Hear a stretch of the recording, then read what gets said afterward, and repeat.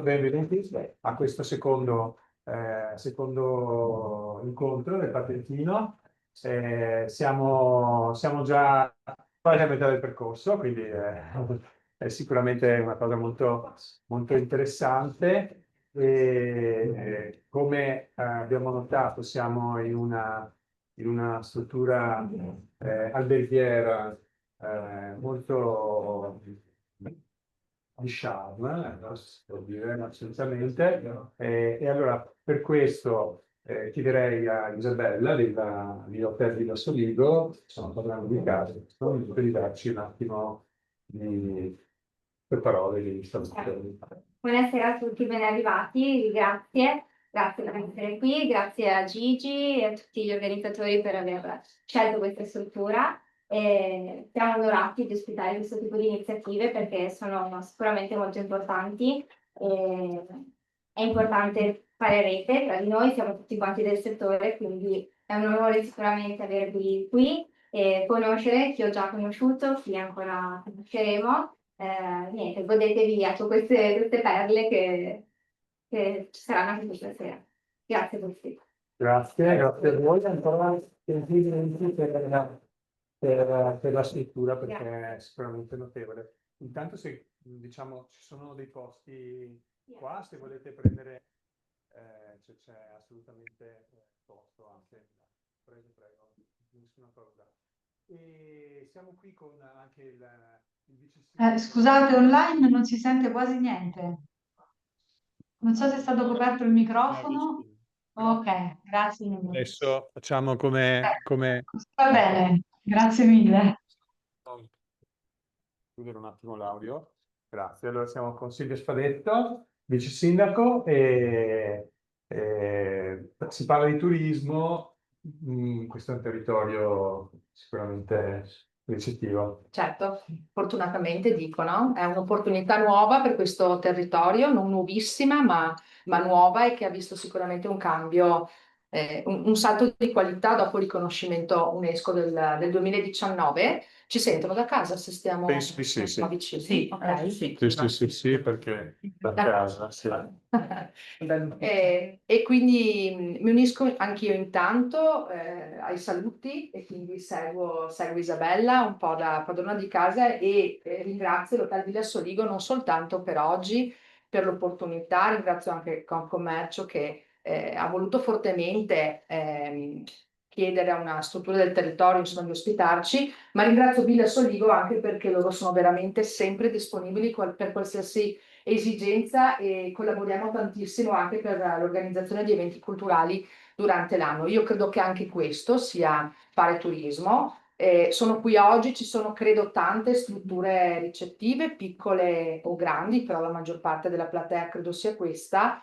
E dico facciamo rete così come facciamo anche con l'Hotel Villa Soligo perché è importantissimo anche ai fini dell'ospitalità far vedere che un territorio è unito e l'accoglienza è anche questo, e quindi gli eventi culturali che tante volte si organizzano hanno anche proprio questa funzione. Con Hotel Villa Soligo in particolare cerchiamo di fare anche delle cose internazionali legate alla musica per esempio e quindi vogliono essere un aiuto anche poi a chi ha delle strutture ricettive più piccole sul territorio. Io credo che su questo in questo momento bisogna crescere. Siamo qui oggi anche per capire oggi nei prossimi incontri cosa realmente possiamo fare per aumentare l'accoglienza e l'attrattività anche per più giorni, perché in questo momento forse questo territorio è un territorio di appeal, ma non per permanenze lunghe, però merita.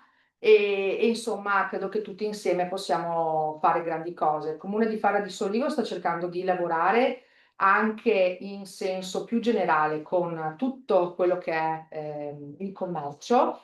Gigino Longo lo sa perché anche su questo stiamo collaborando insieme, siamo stati riconosciuti anche di distretto del commercio qualche anno fa. C'è da lavorare perché probabilmente la mentalità in questa zona, proprio perché stiamo diventando una zona turistica non da tantissimo tempo, è ancora un pochino, deve ancora crescere da questo punto di vista, però ripeto, noi ci stiamo mettendo del nostro, chiediamo ovviamente che tutti facciamo poi la nostra parte e assolutamente noi siamo a disposizione. Un'ultima cosa, anche se so che mi sto dilungando assolutamente. un pochino, è quasi pronto anche un sito internet turistico del comune di Fara di Soligo che andrà online a brevissimo e anzi entro il mese di novembre faremo la serata di presentazione. Se c'è qualche struttura di Fara di Soligo, ribadisco che è ancora possibile chiedere di essere inseriti nel sito perché sarà proprio un sito esperienziale per capire che cosa si può fare a Fara di Soligo e anche nei dintorni di Fara di Soligo. Non si vuole sostituire assolutamente tutte le cose che sono già presenti, ma semplicemente poi quando qualcuno arriva in un luogo piuttosto che un altro, ha piacere di sapere che cosa effettivamente si può fare e quindi insomma utilizzo anche la giornata di oggi per pubblicizzare un pochino questa cosa. Quindi non esitate a contattare anche gli uffici comunali. Grazie ancora, io mi unisco perché ovviamente Grazie. sono anche una partecipante al corso oggi e quindi prendo posizione. Grazie ancora a tutti. Grazie. Allora,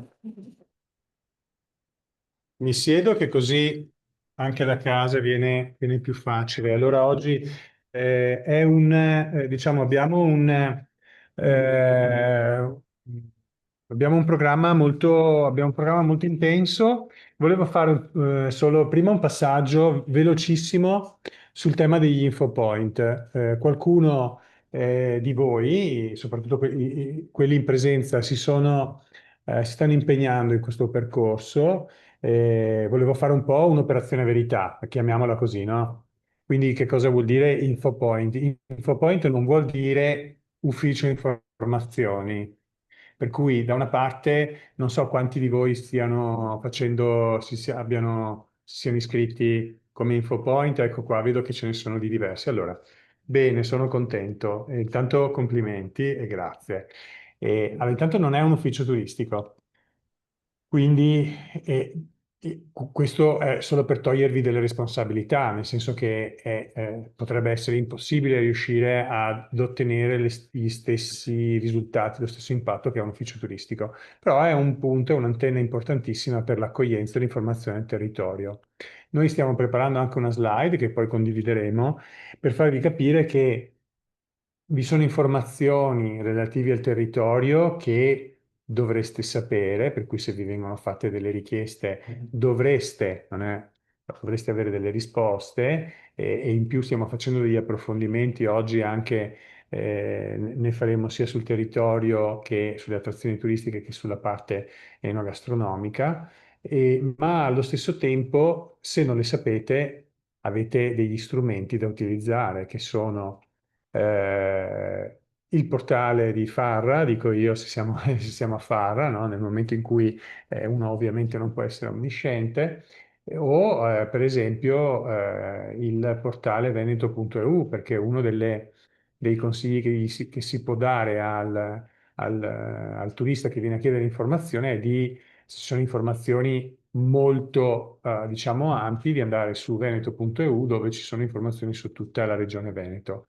Ma qualora, diciamo, siamo tra virgolette, in difficoltà o vogliamo fare qualcosa di più, abbiamo assolutamente la possibilità di telefonare all'ufficio informazioni più vicino, di cui vi forniremo eventuali dettagli. Lo potete fare voi, lo può fare il turista, anche perché ormai, insomma, girando tutti quanti abbiamo molti minuti a disposizione, no? Sul telefono, ma anche solo, facciamo un esempio, che arrivi un turista che è di lingua tedesca, ma nessuno di voi parla tedesco, gli possiamo dare una risposta anche indirizzandolo anche telefonicamente verso l'ufficio IAT. Questo per dirvi che più informazioni riuscite a dare specificamente del territorio, meglio è, ma poi ci sono tanti strumenti per indirizzare l'informazione del turista. Allora io direi, quindi detto questo, poi la prossima volta vediamo anche delle slide e poi sapete che ne possiamo parlare in tutti i modi possibili e immaginabili. Ne abbiamo parlato la volta scorsa con il dottor Marchioro di questo DMS, questo grande box in cui si mettono tutte le informazioni turistiche della regione e oggi ce ne parla in maniera estremamente pragmatica Licia Salucci, che è project manager di Ferratel, che è la società che si occupa appunto di sviluppare questo strumento, questa piattaforma. Ci dirai tu, Licia. Ciao, intanto benvenuta e grazie di essere qua.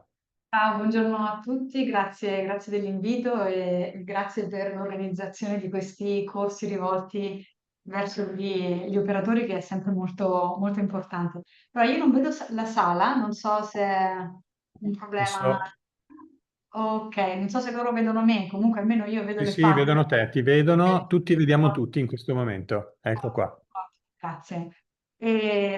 Sì, come anticipato, io sono la referente del progetto DMS Veneto e il DMS l'avete già ascoltato dal dottor Marchioro, che sicuramente l'ha spiegato in modo sopraffino. Riassumo solamente: è un software, possiamo dire, è un software realizzato dalla società Ferratel e dato in uso alla Regione Veneto. Regione Veneto a cascata ha concesso la licenza d'uso di questo software alle varie organizzazioni turistiche presenti sul territorio del Veneto. Ed è un software, io lo dico sempre, parto sempre da questa frase: è un software costruito per le attività tipiche che vengono svolte da un'organizzazione turistica.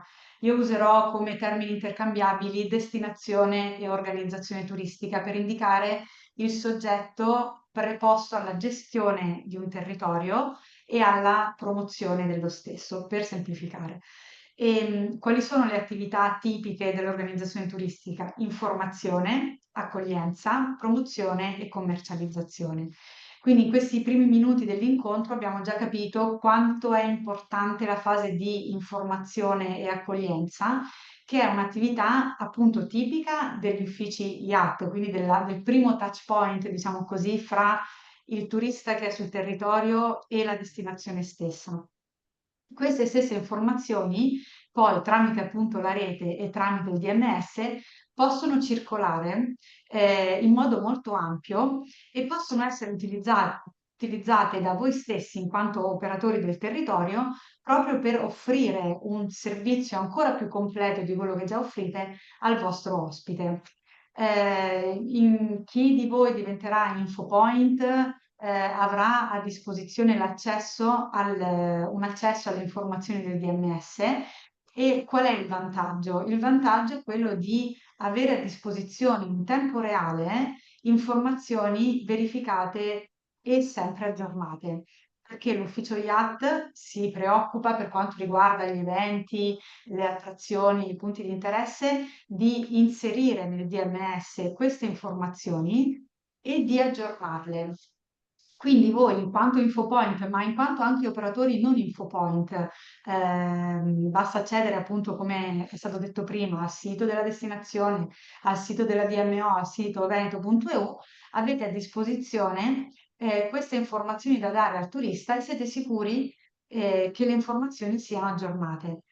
Chiaramente la fonte IAT è una fonte autorevole e quindi potete essere sicuri che quello che viene caricato sul DMS è quanto di più aggiornato ci sia. Poi l'importanza della rete è anche quella di intervenire nel comunicare all'ufficio IAT se c'è qualche cambiamento in corso. Quindi l'organizzatore di un evento che sa che chiaramente è stato pubblicato sui vari siti di destinazione tramite il DMS, se effettua una modifica al programma dell'evento o a qualsiasi cosa riguardi l'evento, è chiaro che è diciamo, responsabilità dell'organizzatore stesso comunicarlo all'ufficio IAT, in modo che questo possa essere sempre aggiornato su tutto quello che succede e su eventuali modifiche. Il DMS è lo strumento che permette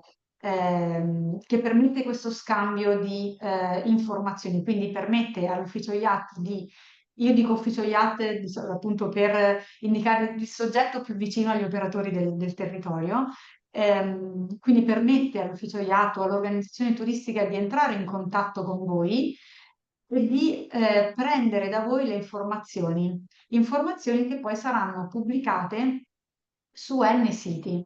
Perché dico N siti? Perché il DMS non inizia e finisce con la sola organizzazione turistica. Facciamo un esempio, poi vi condivido lo schermo e vi faccio vedere delle cose.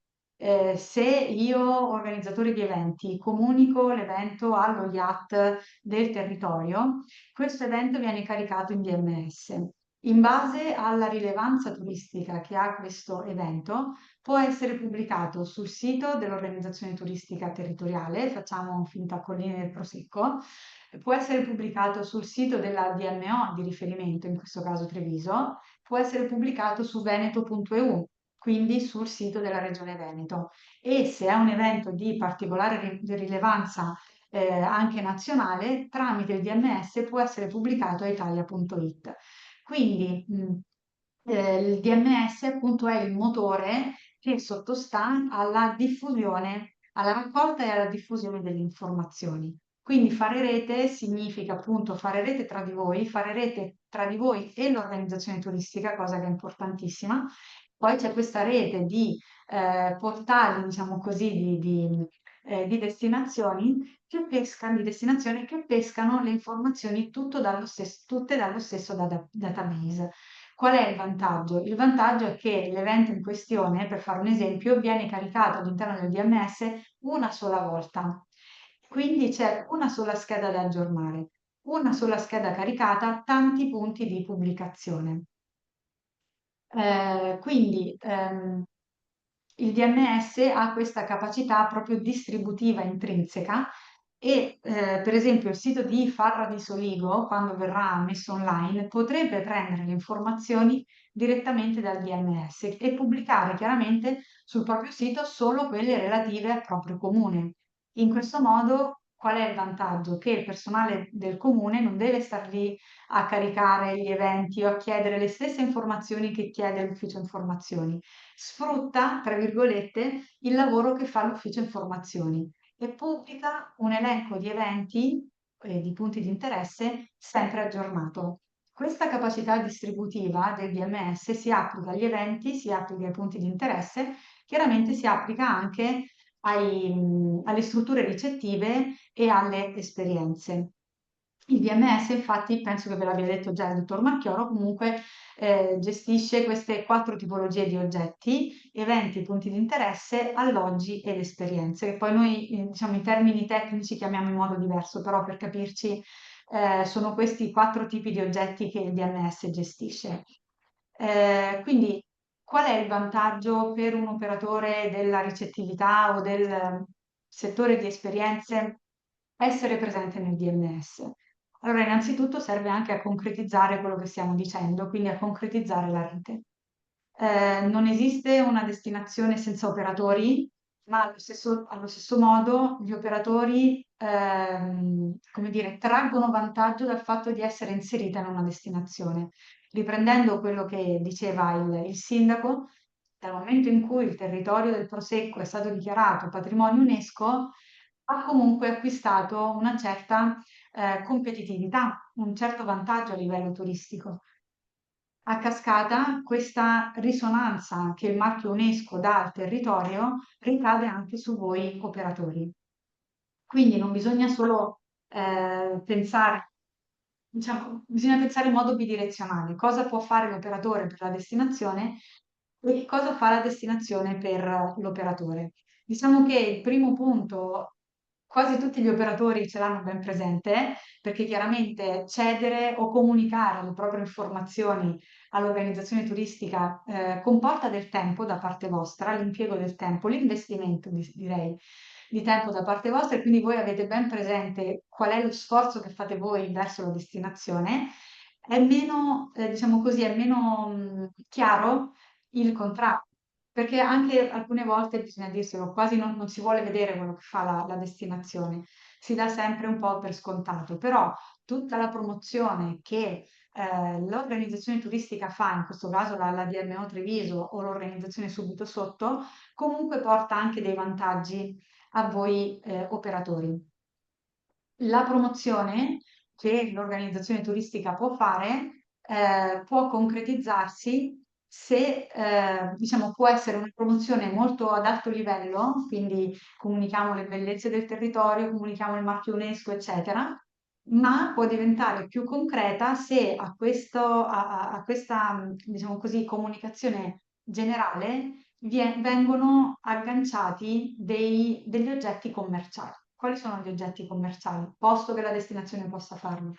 Sono appunto le strutture ricettive e i fornitori di esperienze. Quindi entrare nella rete del DMS e investire del tempo nell'aggiornare la propria scheda in DMS vi permette di trarre un vantaggio ancora più concreto dalla promozione che fa la DMO. DMO, regione e a cascata, diciamo, a salire tutti quanti gli enti che si occupano della promozione del territorio.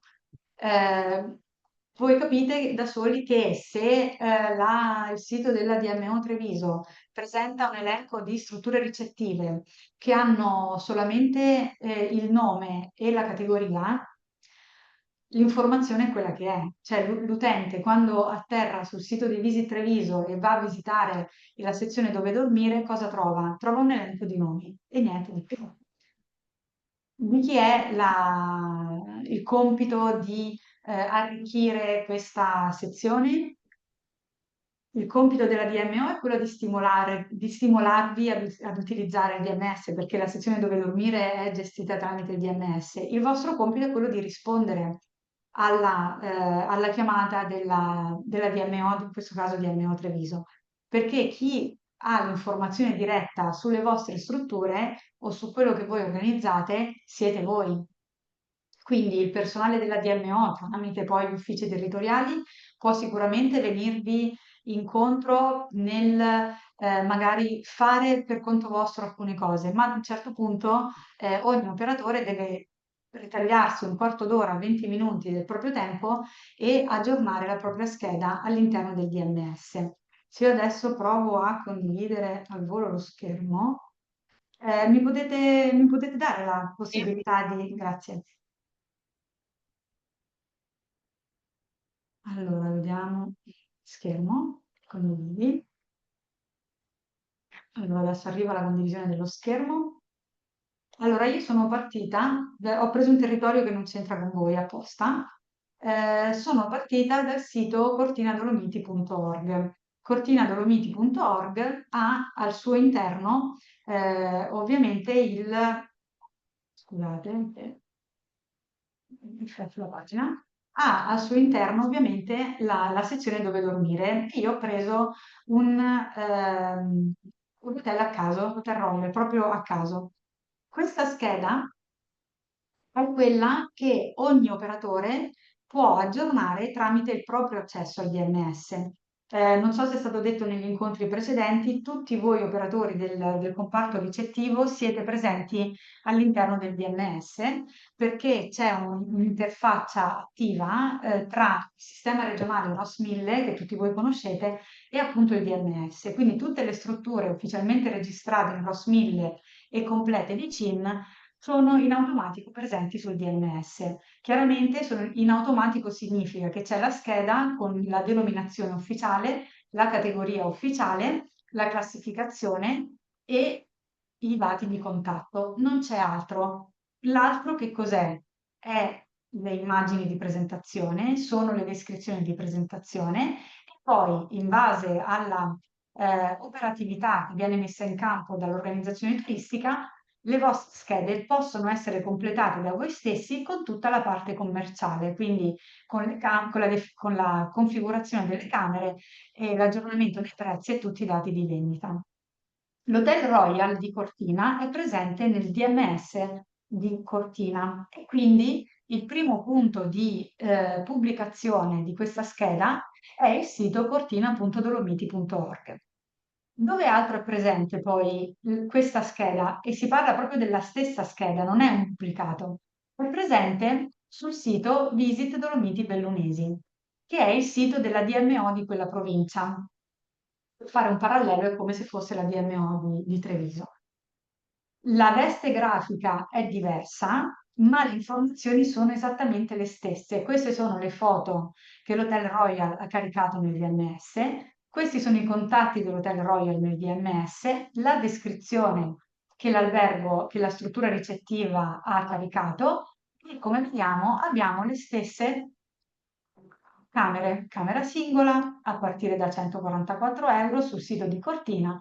La stessa camera singola a partire dallo stesso prezzo è presente anche su Visit Dolomiti Bellunesi, dove è anche presente questa stessa scheda, presente su veneto.eu con il logo. Adesso qua lo stanno rifacendo, quindi magari non è proprio bellissima la visualizzazione, ma la descrizione è la stessa, c'è il punto mappa e ci sono i contatti. In cosa differisce veneto.eu dai due siti che abbiamo visto in precedenza?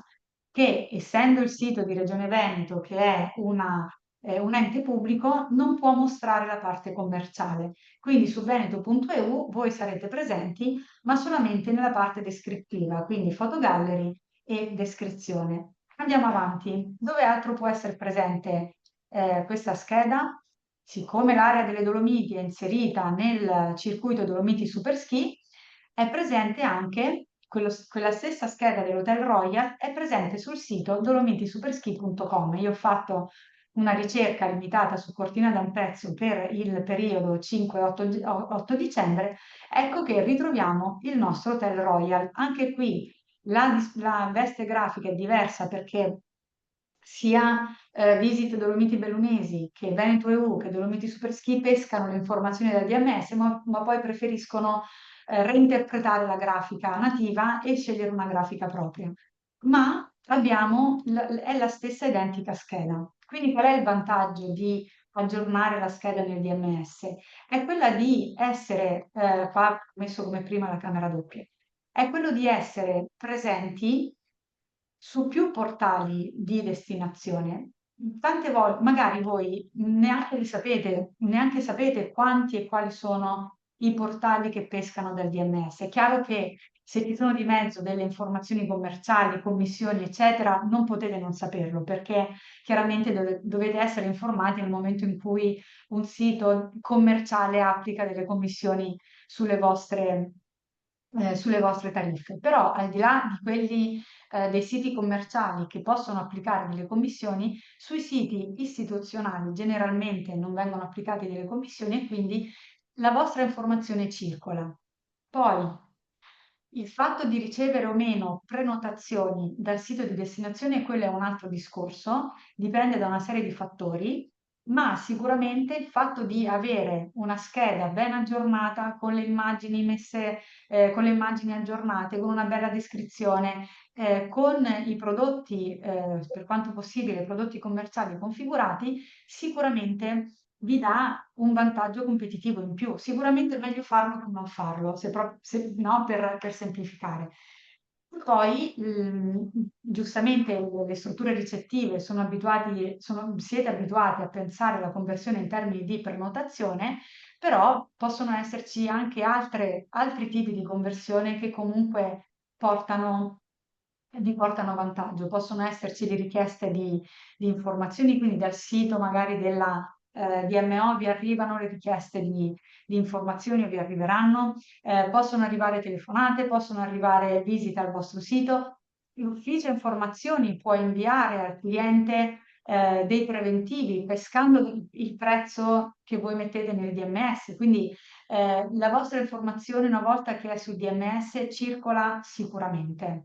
Quindi diciamo, per trarre vantaggio da questa capacità distributiva del DMS, che chiaramente è integrata con le attività promozionali e commerciali della destinazione, sicuramente il primo passo da fare è aggiornare la propria scheda.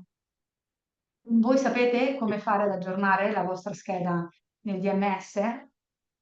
Qualcuno di voi l'ha mai usato?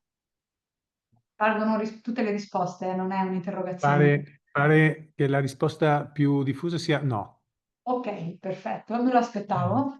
Sì, scusa, ti faccio una domanda intermedia. Quindi tutto questo di cui tu ci hai parlato avviene automaticamente, cioè non Sì, è sì. che l'operatore deve andare in ogni portale a No, no, caricare no, le schede. assolutamente. Quello che ho insistito nel dire che è l'unica scheda presente sul DMS che viene pubblicata su più portali. Voi dovete aggiornare solo la vostra scheda, punto.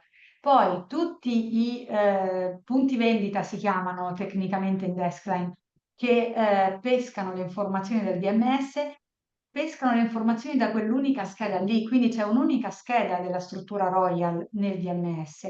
Questa scheda viene pubblicata su N canali, ma è sempre quella. Se domani il Royal cambia questa descrizione, la cambia una volta sola, perché è una sola la scheda presente nel DMS. Modificando quella descrizione, la modifica si vedrà su tutti i portali che mostrano quella scheda, che pubblicano quella scheda. Quindi è per quello che prima vi dicevo, prendetevi un quarto d'ora, 20 minuti, perché obiettivamente per aggiornare la propria scheda in DMS, almeno per quanto riguarda la parte descrittiva, quindi la gamma delle descrizioni, vi assicuro che non ci vuole più di 10 minuti. Tornando alla domanda, come faccio ad aggiornare la scheda nel DMS? Se non l'avete ricevuta, potete magari contattare l'ufficio turistico di riferimento, oppure potete entrare nella vostra scheda ROS 1000 e cliccare il tastino Richiedi accreditamento al DMS.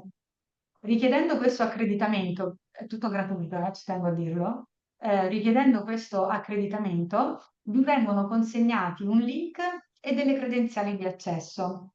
Il link è il link al web client. Adesso quasi tutti voi sarete abituati ad utilizzare l'extranet di Booking.com, almeno per quanto riguarda le strutture ricettive, o quello di Airbnb. È più o meno la stessa cosa, cioè è l'extranet del DMS dedicato ai singoli operatori. Io sto dicendo per gli alloggi, ma vale lo stesso identico discorso per le esperienze. Quindi accedendo a questo extranet voi potete aggiornare la vostra scheda. L'extranet noi lo chiamiamo web client. Adesso io sono in un fornitore di test, quindi non mi dilungo, chiaramente non vi faccio vedere tutto quanto, però tramite l'utilizzo del web client potete aggiornare tutta la parte dei dati di base, che come vedete comprende descrizioni, immagini e dotazioni della struttura, e poi, diciamo sempre, se l'organizzazione ve lo permette, potreste configurare le camere, quindi i prodotti alloggio o eventualmente i prodotti esperienziali. Poi tramite i calendari andare ad inserire i prezzi, il minimum stay, le regole di vendita e le regole di cancellazione. Quindi le stesse cose che fate su Booking.com, niente di più, niente di meno. Anzi, c'è tanto di più, ma in questo momento non c'è tempo per descriverlo. Perché dico se l'organizzazione ve lo permette? Perché è quello che dicevo prima. ehm, le organizzazioni turistiche devono poter proporre le offerte commerciali. Adesso nella vostra zona si stanno strutturando in questo modo, quindi arriverà la DMO Treviso a chiedervi di caricare le vostre offerte commerciali, e quindi se entrate nell'extranet e vedete che non c'è modo di ehm, caricare le camere, caricare i prezzi, non è un errore del sistema, è che per adesso la destinazione non è ancora pronta a pubblicare quel tipo di informazioni. Quindi dovrete solo avere un attimo di pazienza. Ripeto, la DMO Treviso si sta strutturando in questo senso, penso che ve l'abbia descritto anche la Presidente nell'incontro precedente, quindi si tratta solamente di, come dire, di aspettare i tempi dell'organizzazione turistica. Perché vi dico di avere un po' di pazienza? Perché normalmente ogni operatore pensa a se stesso. Quindi voi decidete di fare una cosa, dovete confrontarvi solo con voi stessi. Una volta che avete deciso cosa fare, banalmente che prezzo applicare, che promozione fare, poi andate sul vostro sito o sul vostro gestionale e fate quello che volete fare. La destinazione turistica deve rapportarsi con una molteplicità di soggetti interni ed esterni. Quindi è un po' come se dobbiamo organizzare una cena. Per noi stessi decidiamo noi il menù, sappiamo quello che ci piace, prepariamo la cena e in 5 minuti è fatta. Se dovete preparare una cena per 50 persone, dovete iniziare a trovare una data che va bene a tutti. Se ci sono gli intolleranti, dovete vedere di fare un menù adatto a tutti quanti. Bisogna aspettare che arrivino tutti per iniziare, eccetera, eccetera. Adesso io uso un esempio banale per far capire qual è, diciamo, la differenza tra decidere per se stessi e lavorare a livello di destinazione turistica. Se nella provincia di Treviso sono presenti 1000 strutture ricettive e da domani la DMO dice passo alla commercializzazione, quindi voglio mostrare i dati commerciali delle strutture. Vi mando una bella mail, su 1000 rispondete in 30, più o meno le percentuali, forse un po' di più, dai, facciamo 100, voglio essere ottimista, ma non ci arriviamo a 100. Può la DMO Treviso pubblicare un elenco di strutture un elenco di 1000 strutture di cui solo una piccola percentuale pubblica le informazioni commerciali?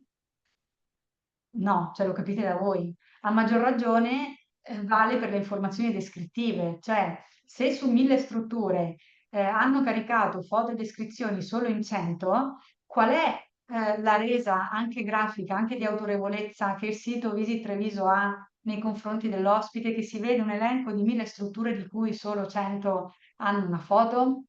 Quindi, quando noi parliamo dei siti di destinazione, non vedetela come un'altra cosa rispetto a voi, cioè la destinazione siete voi e voi siete la destinazione. Adesso io non voglio fare, come dire, una predica tipo chiesa, però è proprio così. Cioè, voi contribuite all'autorevolezza che la destinazione ha nei confronti dei turisti e poi, e ovviamente vale anche il contrario, la destinazione vi restituisce poi dei vantaggi. Ritornando alla sezione degli eventi, vi faccio vedere questa struttura nella zona di Feltre, quindi siamo sempre nel Bellunese, ha integrato, questo è il sito di una struttura turistica ricettiva, ha integrato sul suo sito questa pagina che mostra gli eventi del territorio. Cosa fa questa struttura? Non è che si mette a scrivere quali sono gli eventi del territorio, semplicemente ha integrato in una pagina il front-end del DMS. Il DMS è aggiornato dagli uffici informazione di quella zona, quindi la struttura ricettiva semplicemente mostra sul suo sito, quindi sfrutta il lavoro degli uffici informazioni per avere sul proprio sito una pagina dedicata al territorio, in particolare agli eventi. Questo mette al riparo la struttura ricettiva dall'avere una pagina che deve aggiornare in autonomia con gli eventi e offre all'utente, al suo cliente che sta visitando il sito, che sta probabilmente decidendo se soggiornare a Casa Zefiro o da un'altra parte, offre un'informazione più importante sul territorio. Chiaramente se io offro sul mio sito le informazioni sul territorio, quantomeno devono essere aggiornate. Tante volte abbiamo visto siti di strutture ricettive che magari creano questa sezione dedicata al territorio, dedicata agli eventi e poi magari hanno gli eventi del 2022. Quello assolutamente da non fare. In questo senso il lavoro degli uffici turistici può essere sfruttato, uso volutamente questo termine, anche da voi. Quindi voi impiegate del tempo per dare alla destinazione delle informazioni, le informazioni che date circolano, quindi anche egoisticamente i punti di pubblicazione della vostra struttura diventano più di uno. Dall'altra parte voi potete sfruttare anche il lavoro della destinazione, quindi avete questo vantaggio nel essere pubblicati su più punti e avete anche il vantaggio di poter utilizzare le informazioni su tutto il territorio che la destinazione pubblica sul DMS. Quindi, ripeto, io ho fatto l'esempio delle strutture ricettive, ma è la stessa cosa anche per i fornitori di esperienze. L'unica differenza è che mentre per le strutture ricettive c'è questo import automatico da Ross 1000, i fornitori di esperienze devono essere proprio creati, la scheda del fornitore di esperienze deve essere proprio creata all'interno del DMS e quindi c'è questo intervento proattivo della destinazione. quasi tutte le destinazioni adesso si stanno muovendo sulle esperienze, ripeto, anche la DMO Treviso arriverà in questo senso, quindi diciamo riceverete ugual soddisfazione sia come struttura ricettiva che come fornitore di esperienze. Io non voglio dilungarmi ulteriormente, vi faccio vedere solo dei siti commerciali del Trentino, solo per farvi vedere. Questo è il sito del Garda Trentino, quindi la parte nord del lago di Garda. Se vedete come sono anche molto spinti commercialmente, cioè io apro la home page e trovo subito il quick finder di ricerca. Se vado in fondo, scusate, dopo una piccola introduzione, la prima cosa che trovo è prenota il tuo alloggio online al miglior prezzo garantito. Qui sotto c'è sempre il DMS, lo stesso DMS che usa la Regione Veneto, quindi io posso cercare, adesso è un periodo un po' di bassa stagione, vediamo se su dicembre hanno qualcosa, posso fare la mia ricerca, vedete come spingono molto sul miglior prezzo garantito, prenota da noi perché non hai commissioni, eccetera, e io in 2 minuti ho 156 risultati utili su un periodo in cui tra l'altro è bassa stagione sul lago perché sono quasi tutti chiusi, però vedete come questo è sempre DMS, sono le informazioni che il DMS riesce a gestire. Il fatto che sul sito del Garda Trentino siano messe così tanto in evidenza e magari su altri siti un po' meno, dipende dalla strategia dell'organizzazione, quindi non dalle funzionalità del DMS, ma dalla strategia dell'organizzazione. Quindi io posso prenotare, ho il prezzo a partire da, vedete che qua loro hanno addirittura oscurato i contatti delle strutture perché vogliono che il sito di destinazione sia il punto di conversione. Quindi posso leggere poi la descrizione, posso proseguire nella prenotazione. Loro mettono online le strutture, le esperienze e i pacchetti vacanza. Le informazioni che il Garda Trentino pubblica sul proprio sito poi vengono pubblicate anche sul sito provinciale che è visittrentino.info e abbiamo qua la parte del booking, non è un ente pubblico, la Trentino Marketing, quindi loro possono farle. Anche in questo caso io posso cercare sul sito di Visit Trentino, posso fare la stessa ricerca, chiaramente essendo sul Trentino posso ampliare la mia ricerca o fare la stessa identica, quindi io ricerco la stessa cosa e avrò gli stessi risultati. E in più il Garda Trentino cosa fa? L'azienda per il turismo del Garda Trentino cosa fa? Organizza un evento che si chiama Bike Festival che richiama migliaia di persone e sempre tramite il DMS è in grado di integrare in tempo 5 minuti all'interno di questo sito l'elenco delle strutture. Anche in questo caso, durante il periodo chiaramente dell'evento, io posso cercare dove dormire. Quindi vedete che, come dire, il DMS permette di sfruttare una certa capacità commerciale della destinazione. Chiaramente il DMS è il motore di questa strategia, è la destinazione che decide quanto essere spinta commercialmente o quanto rimanere più a livello promozionale. Quindi abbiate pazienza, non aspettatevi, diciamo così, dall'oggi al domani di ricevere decine di prenotazioni dal sito di destinazione, però iniziate a lavorare in questo senso insieme alla destinazione e a fare rete anche in questo senso, perché comunque sicuro vantaggi vi arrivano. Col tempo, ma vi arrivano. Io non voglio dilungarmi troppo perché so che ci sono anche altri interventi e magari preferisco, se avete delle domande, rispondo volentieri. Allora, intanto grazie e non so se vogliamo intanto fargli un applauso perché è un argomento Grazie. sicuramente, diciamo che è la seconda volta, ma anch'io imparo qualcosa anche per il nostro business, anche come appunto interagire meglio con il DMS. Adesso io non ho idea se ci sono delle domande, se vogliamo... Ce n'è una sulla chat, magari rispondo.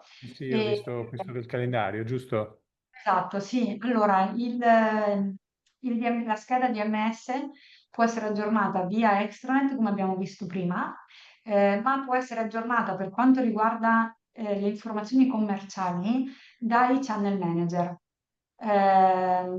Non so quanti di voi utilizzano un channel manager o quanti di voi sanno cos'è un channel manager. Quanti di voi sanno che cos'è un channel manager? Un paio, sì, 3, perfetto. 10%, Dai, 5%. allora lo dico velocemente per gli altri. Il channel manager è uno strumento delle strutture ricettive che aiuta la struttura ricettiva a diciamo, a mantenere i dati di vendita aggiornati su più portali. La struttura ricettiva generalmente ha il proprio sito, che è il primo portale, diciamo così, di promozione. Secondo Booking.com, poi il terzo, a seconda della struttura, può essere Airbnb o Expedia, e poi possono esserci altri portali, tra cui quello di destinazione. Come fa la struttura ricettiva a mantenere aggiornati tutti questi portali senza diventare matti e senza temere di andare in overbooking? Cioè, se io ho 3 camere doppie e voglio essere presente su tutti questi portali con tutte e 3 le mie camere doppie, cosa faccio? Senza channel manager dovrei aggiornare il mio sito, il mio booking engine e metto 3 camere doppie. Poi c'è booking.com, che è quello che converte di più, ci metto 3 camere doppie. Poi c'è Airbnb e altre 3 le metto anche lì, VRBO, eccetera. Quante camere sto mettendo disponibili? 3, 6, 9, sto mettendo online 12 camere? Cavolo, e se mi dovesse avere la sfiga che mi arrivano 12 prenotazioni tutte insieme, dove li metto? Stessa cosa per i prezzi, se io cambio un prezzo, devo entrare senza channel manager, dovrei entrare sul mio sito, entro su booking.com, entro su Expedia e faccio n volte le stesse operazioni per ogni portale su cui sono presente. Il channel manager evita questa perdita di tempo. Quindi il channel manager cosa fa? Si collega al gestionale della struttura ricettiva, prende le informazioni dal gestionale in termini di prezzi, disponibilità e soggiorno minimo, spara queste informazioni a tutti i portali collegati. Quindi la struttura, ogni modifica la fa solo sul suo gestionale. Il gestionale parla col channel manager e il channel manager parla con gli altri portali. Quando ricevo una prenotazione da booking.com, il channel lo comunica al gestionale, scala la disponibilità e il gestionale ricomunica la disponibilità aggiornata ai vari portali. Tra questi portali si inserisce anche il portale di destinazione perché abbiamo come Feratel 120, 130, 40 channel manager collegati.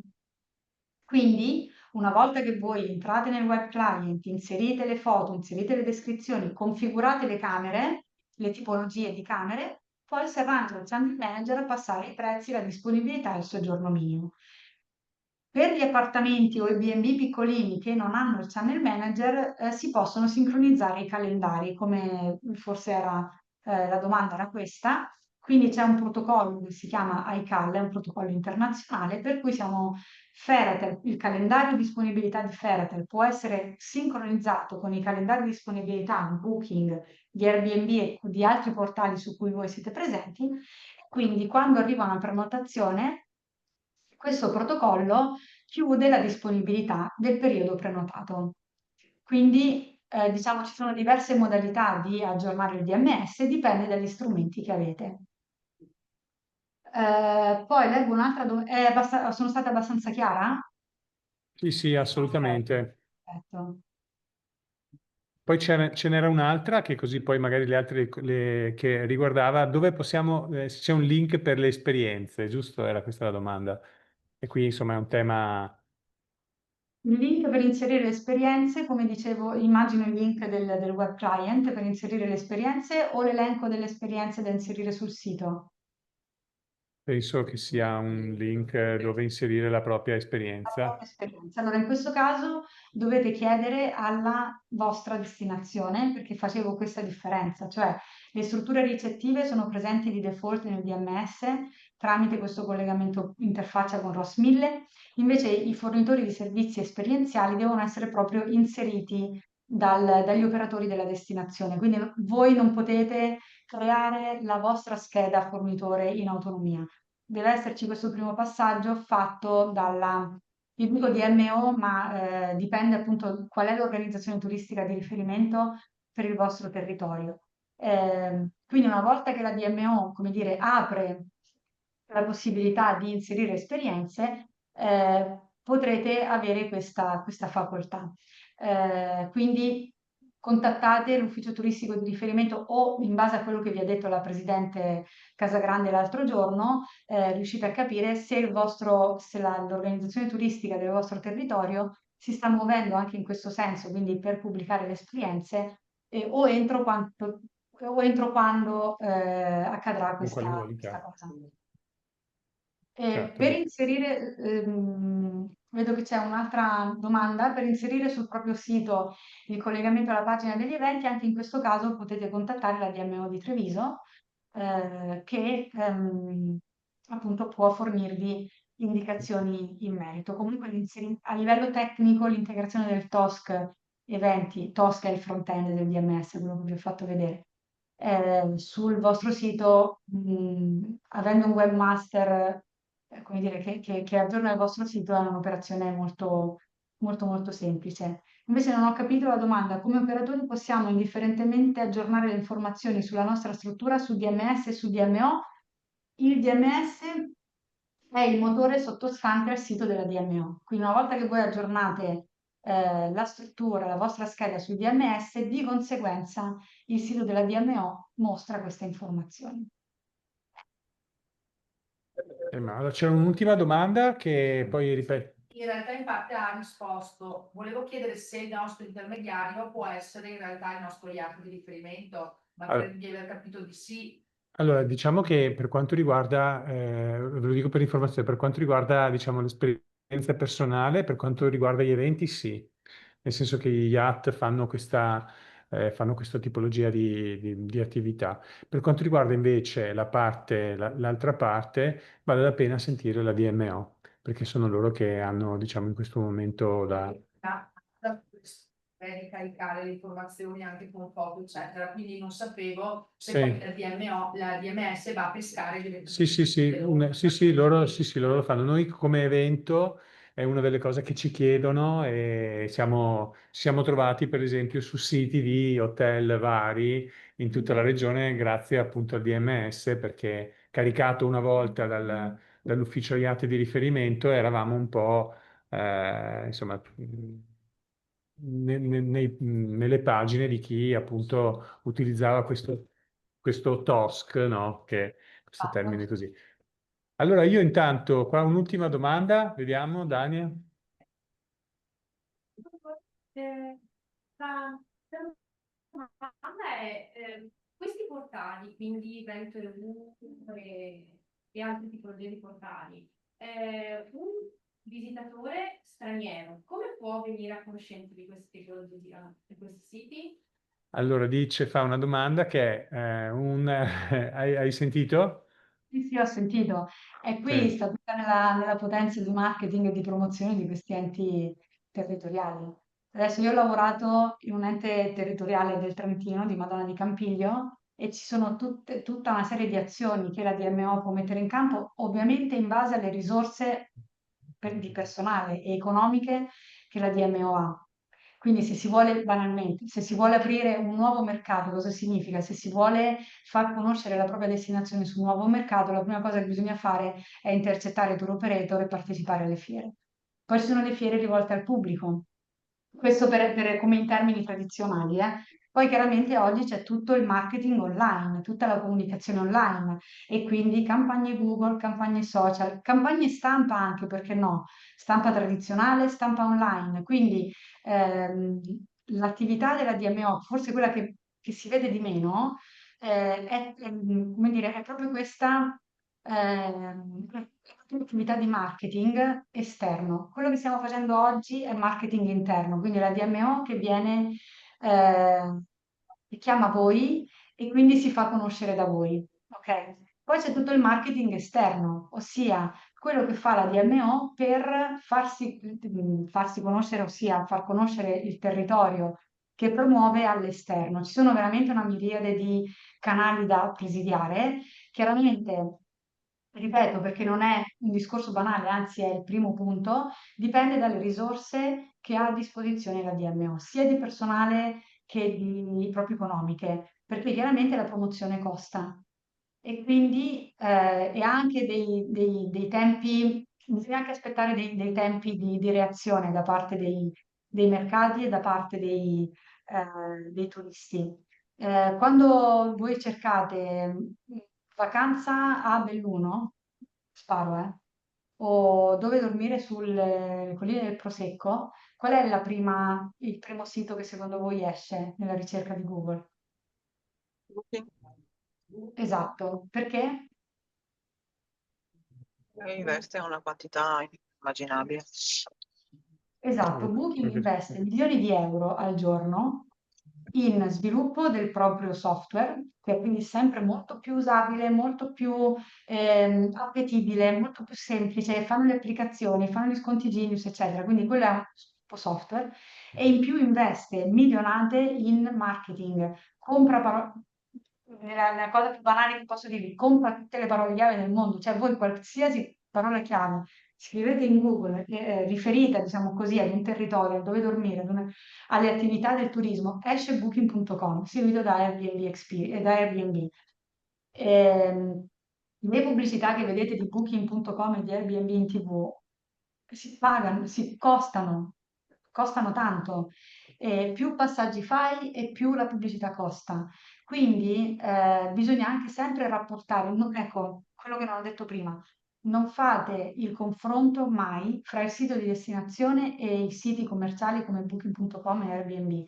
Non sono paragonabili, ma non è che non siano paragonabili in termini di contenuto, perché siete voi che aggiornate la scheda della vostra struttura presente sul sito della DMO e quella che avete su Booking.com. Non sono paragonabili in termini di potenza di fuoco. Quindi la DMO per uscire al primo posto nella ricerca di Google difficilmente ce la farà. Uscirà sempre prima Booking.com per quanto riguarda, diciamo, la parte di strutture ricettive, eccetera.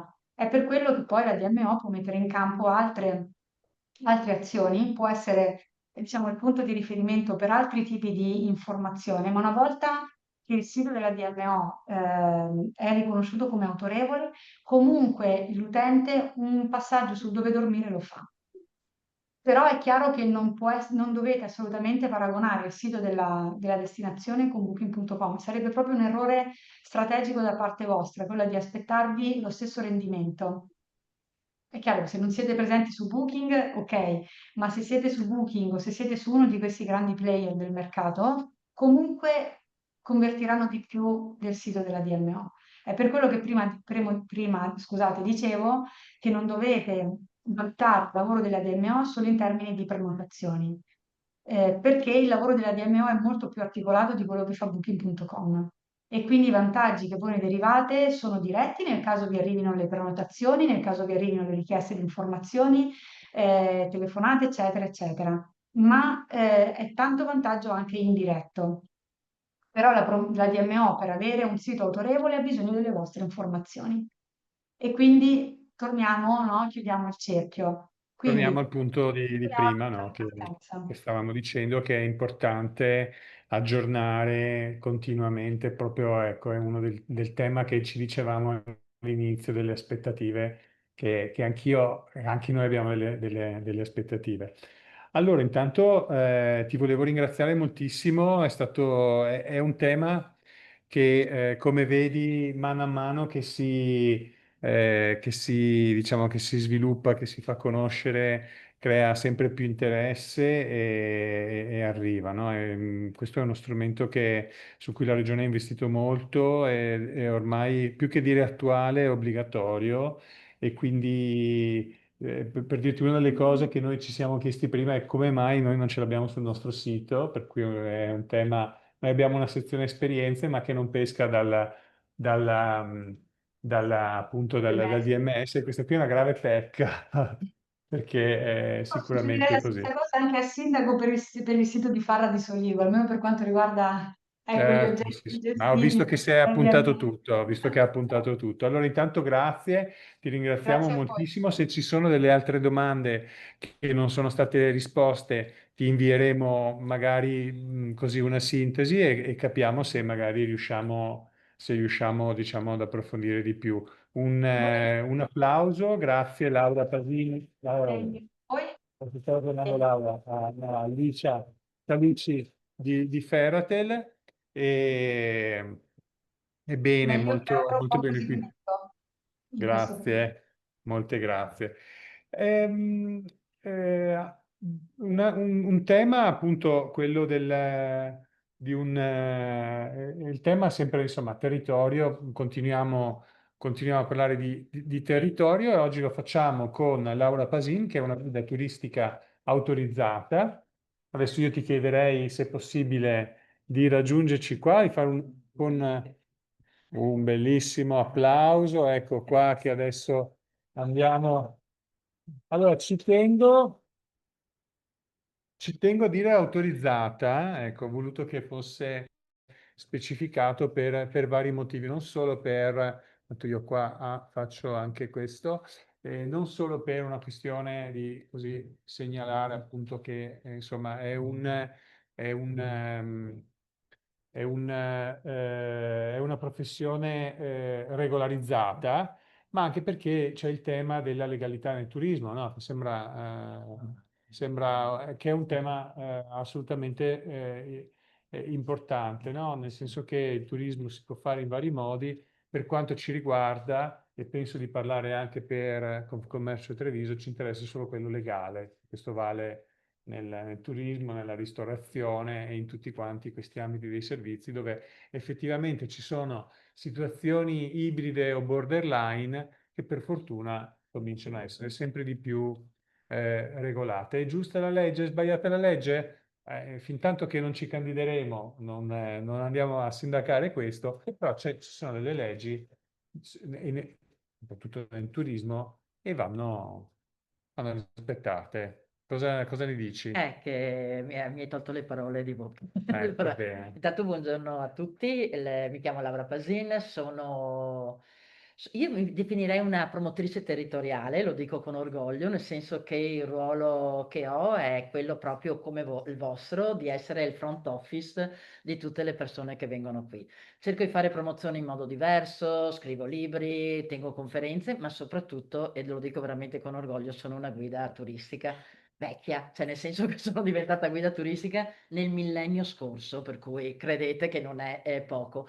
E devo dire che nel corso della mia esperienza ho visto cambiare questo lavoro in maniera importante. Abbiamo cominciato che in realtà quasi non esisteva questa figura. Io sono la 10ª della provincia di Treviso, eravamo in tutto il Veneto in 160 quando sono diventata guida io, per cui parlo veramente del millennio scorso. Adesso siamo tantissime e notizia di ieri, il 18 di novembre faranno il nuovo concorso, dico finalmente, perché proprio forse la mancanza di guide autorizzate è stato uno dei motivi per cui si sono sviluppate tutte queste forme di abusivismo a cui bisogna riconoscere una fantasia nel declinare i nomi, Bene. perché tra gli itinerari animati, gli itinerari esperienziali, gli itinerari emozionali, cioè ditene una perché li hanno inventati tutti. Il problema è che magari anche tra persone brave che il concorso non erano riusciti a affrontarlo perché non lo facevano da tanti anni, si sono anche presentati sul nostro mercato persone assolutamente incompetenti e una cosa organizzata male poi ha una ricaduta negativa su tutti noi perché il passaggio di parole è terribile, cioè la gente che viene da noi e dice troppo cari, non seri, non professionisti, non questo, ha una ricaduta turistica che alla fine si paga. Allora la prima cosa che vi voglio dire è chi è la guida turistica e vi ho fatto questo leggero piccolo riassunto per farlo capire.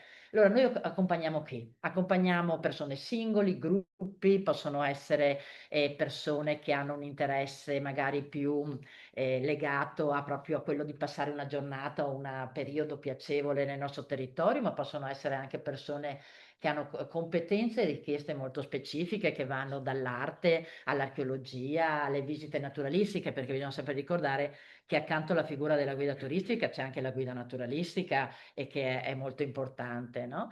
E le guide turistiche che cosa fanno? Innanzitutto, oltre ad avere delle competenze di comunicazione che devono essere sicuramente importanti perché uno può sapere il mondo, ma se non lo sa dire è assolutamente inutile. E devono essere specializzate, ci sono delle guide turistiche che sono molto brave nel rapporto con i turisti stranieri, che è una competenza diversa, cioè sotto questo cappello abbiamo professionalità differenti, perché credo anche voi siate testimoni che se andate all'estero e magari non siete interessati a sapere proprio tutto di quello che vedete lì, ma volete avere una panoramica generale che è quella che i turisti stranieri ci richiedono.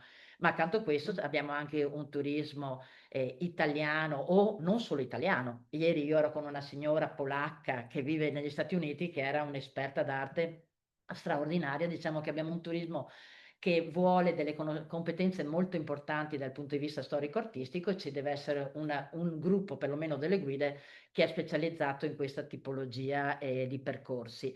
Abbiamo il turismo religioso, per esempio, che non è assolutamente secondario, quelli che si occupano della parte architettonica, insomma ce ne sono tantissimi, e la capacità della guida, perché se è stato molto utile seguire l'intervento precedente, se si fa promozione, no, grazie alle varie online o con le varie fiere che ci sono del turismo, è chiaro che chi viene qui però viene attratto da quelle che sono i punti di maggiore interesse che sono conosciuti nel nostro territorio, che possono essere le Ville Venete, piuttosto che Asolo, perché è conosciuta a livello internazionale, o altre cose. Ma è la capacità nostra di far capire che abbiamo un territorio che è straordinario, ma guardate, è una parola un po' abusata, però noi viviamo in un luogo e lavoriamo in un luogo bellissimo, che può essere il motore per invitare le persone che arrivano a tornare, perché per visitare bene questo territorio c'è bisogno di molto tempo, per cui poi diventa anche un ritorno, un consumo nel tempo, diciamo, della nostra zona. Come si diventa guida turistica? Ah no, aspetta che sono abituata con tasse. Scusate. Ecco qua. Con È qui. la legge del 13 dicembre del 23 e la disciplina della professione di guida turistica, bisogna superare un esame abilitazione che prevede delle prove scritte di competenza delle conoscenze, ma anche di legislazione, per dire, ma anche di pronto soccorso, sia in italiano che nelle lingue straniere di cui si vuole, appunto si vuole operare, e prevede adesso, questa è la novità dell'ultima legge, anche una prova tecnico-pratica che siamo tutti curiosi di vedere come metteranno in atto, perché hanno avuto migliaia di richieste, Bello. poveri commissari, dico sempre, che faranno questo esame. Allora, se uno supera tutte le prove, diventa guida turistica. E allora qua c'è questa attenzione: affidatevi alle guide turistiche autorizzate, naturalistiche, escursionistiche, tutte quelle che ci sono, perché oggettivamente è chiaro che aver superato un esame non è la garanzia della qualità eccelsa, perché dopo ci sono persone più brave e meno brave, però avete la garanzia di persone che hanno superato una prova, che è una prova difficile, per cui perlomeno è una scrematura importante. E per capire chi è guida proprio fisicamente, noi abbiamo un patentino che dobbiamo usare, che adesso è fatto, ce l'ho anche se, perché bene. senza questo non si va in giro, cioè se a Venezia vado via senza di questo mi buttano in canale, noi dobbiamo andare in giro con questo, che è proprio rilasciato dalla Regione Veneto e che dice che siamo guide turistiche. Se avete del dubbio, c'è un sito che voi potete andare a visitare con l'elenco di tutte le guide turistiche, perché appunto per evitare questa declinazione di titoli che in realtà spesso insomma, diciamo che sono molto importanti solo per la fantasia della persona che li ha creati. Abbi pazienza, ma non lo so usare. Nessun problema. Allora a me hanno chiesto di illustrarvi quello che è il patrimonio artistico del nostro territorio. Vi do una bellissima notizia: non lo farò, perché ho cominciato a ridere da sola quando ho visto l'elenco dei comuni. Cioè avrei bisogno di tantissimo tempo, e per non fare le cose fatte male è solo è il caso che io vi faccia capire come si possono organizzare quegli itinerari, perché si possono organizzare per grandi tematiche. Chiaro che se uno mi arriva, un gruppo mi arriva con una richiesta specifica, si risponde a quella che è la richiesta specifica. Se ci chiedono di organizzare degli itinerari, abbiamo delle possibilità che sono infinite. Ci sono dei must che sono quelli che vengono richiesti di più. Con il fatto che siamo diventati patrimonio dell'UNESCO, sicuramente il percorso tra le nostre meravigliose colline adesso sta diventando una cosa importante. a cui però si collegano anche cose diverse. Allora, che cosa ho pensato di fare? Ma proprio per mio divertimento ho preso questo elenco e ho cercato almeno un'immagine, magari non riuscirò a soffermarmi su tutte, per località, solo perché voi abbiate una idea di quanto abbiamo, ma ne ho presa una perché se per certi posti avrei dovuto mettere dentro 20, capite? Non si poteva fare. Allora, devo andare sul file, quello delle immagini, no? È un Ok. altro. Allora, dov'era? Forse no, no. Cartella questa. Sì. Allora, Allora, sono andata proprio per ordine alfabetico perché non so da dove venite, ma allora, ne ho dovuti saltare 3, ma perché non trovavo le immagini. aspetta un attimo, chiedo solo di usare per muoverti poi, questo qua perché c'è solo allargo il più possibile di muoverti con questo, Sì, a ok, destra. ok. Cominciamo, l'ho scritto sopra così andiamo per ordine. Cappella Maggiore, cioè proprio ordine alfabetico del nostro territorio.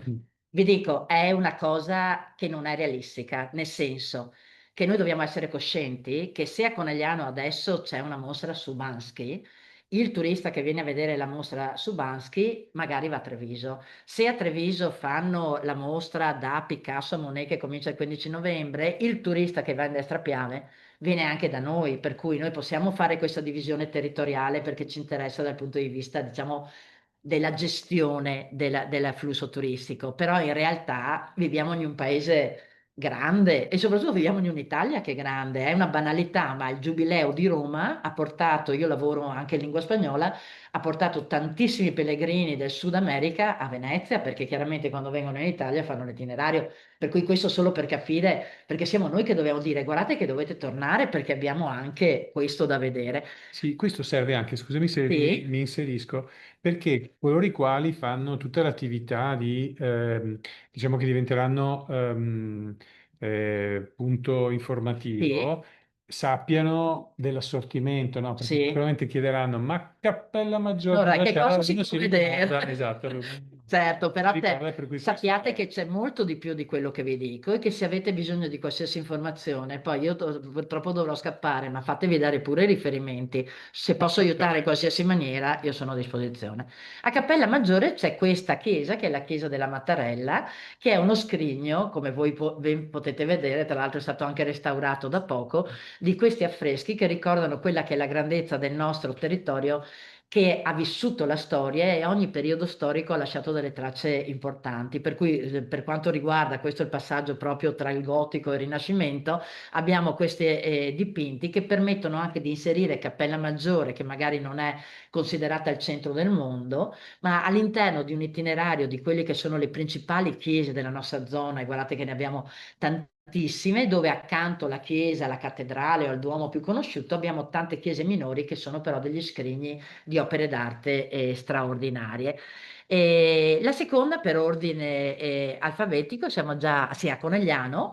A Conegliano, qui potrei già finire il tempo che ho a disposizione. Allora, vi dico, nel senso che quella che vi ho fatto vedere è la foto cartolina, no? Dietro c'è il castello che ci ricorda che Conegliano fa parte del circuito delle città fortificate, per cui già lì abbiamo un territorio vastissimo che potremo andare a toccare, che va dal Bellunese, perché va dal castello di Zumelle, scende fino alle città fortificate come Castelfranco, per cui sto uscendo dal territorio che proprio ci compete, ma solo qui, tra il castello dei Conti di Collalto, di Susegana, questo di Conegliano, cioè abbiamo tantissimo da fare vedere. Ma vedete che davanti alla torre c'è una villa, che è Villa Gerasinopoli, che è stata costruita nel 1800 e che è innanzitutto una villa massonica perché è piena di simboli che quando si svelano fanno capire anche, io sono di Conegliano, noi coneglianesi, che è quello che è un po' il simbolo della nostra città, in realtà dice molto di più di quello che sembra all'inizio, perché è anche uno straordinario atto d'amore che il proprietario, che si chiamava Bartolomeo Gera,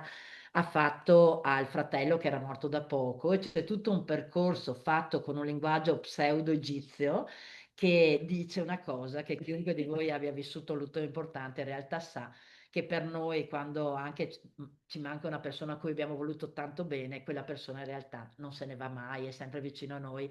E io mi immagino sempre Bartolomeo che da casa sua, che era in centro, guardava verso questa casa che in realtà era il luogo dove si incontrava con i suoi amici e pensava al fratello tanto amato. Ma in realtà questa è una casa che è stata costruita quando noi eravamo occupati dagli austriaci durante il Risorgimento, e lui ha chiamato il Demin, pittore bellunese, a fare tutti gli affreschi dell'interno che sembrano parlare di Cesare, ma in realtà minacciano gli austriaci di finire come Cesare, cioè ammazzati. Io me lo posso immaginare quando lui ospitava nella sua casa quei, chiamiamoli nemici, e sotto i baffi rideva. Però può essere il punto di partenza per fare tutto un itinerario in città che è legato proprio alla città risorgimentale e massonica, che va al di là della città del Cima, della città appunto fortificata. È un altro di questi itinerari. E non ho messo, ma il cimitero ebraico di Conegliano è appena stato insignito da TripAdvisor. Siamo ancora molto sorpresi, perché lo gestiamo con un'associazione che si chiama Centro Coneglianese di Storia e Archeologia. Siamo entrati nel 10% dei luoghi del mondo che meritano di essere visitati. Allora, prima siamo svenuti per 20 minuti, poi mio figlio mi ha spiegato che capita ai piccoli, cioè nel senso che questo riconoscimento lo fanno in base alle percentuali di recensioni positive che arrivano, per cui è più probabile che dicano bravi a noi che al Colosseo di Roma, capite? Però siamo nel 10%. E a Conegliano si può fare l'itinerario ebraico, ma che in realtà può essere allagato anche a altre zone del nostro territorio. Per non parlare di Cima, insomma, da Conegliano e della pittura rinascimentale, insomma, di temi da affrontare in questa città ce ne sono tanti. So già che sto andando lunga, ma per dirvi, solo nell'ultimo mese con lo yacht io ho fatto una visita guidata che si chiama Conegliano che passione, per andare a vedere tutta la passione che può essere per l'amor di patria, per la pittura, per la musica, per l'arte che c'è in questa città. L'altro giorno ho fatto la Conegliano Curiosa, dove dovevo far vedere le cose che non si vedono mai. In 2 ore sono arrivata a metà, devo fare un'altra perché non sono riuscita a fare tutto il centro storico. Per quello non si vedono mai. Eh sì, perché parlo troppo. No, no, no, no. E sono E tante. te, la Conegliano, leggi la tua città fatta attraverso le scritte che ci sono in giro per le case. E dopo è vero che ognuno di noi ha una fantasia che può declinare in modo diverso, ma intendo dire che la stessa città io vi posso portare 20 volte e farvi vedere cose diverse, ma dico io nel senso di, di noi guide a seconda delle conoscenze che hanno, perché per fortuna abbiamo un territorio che è ricchissimo.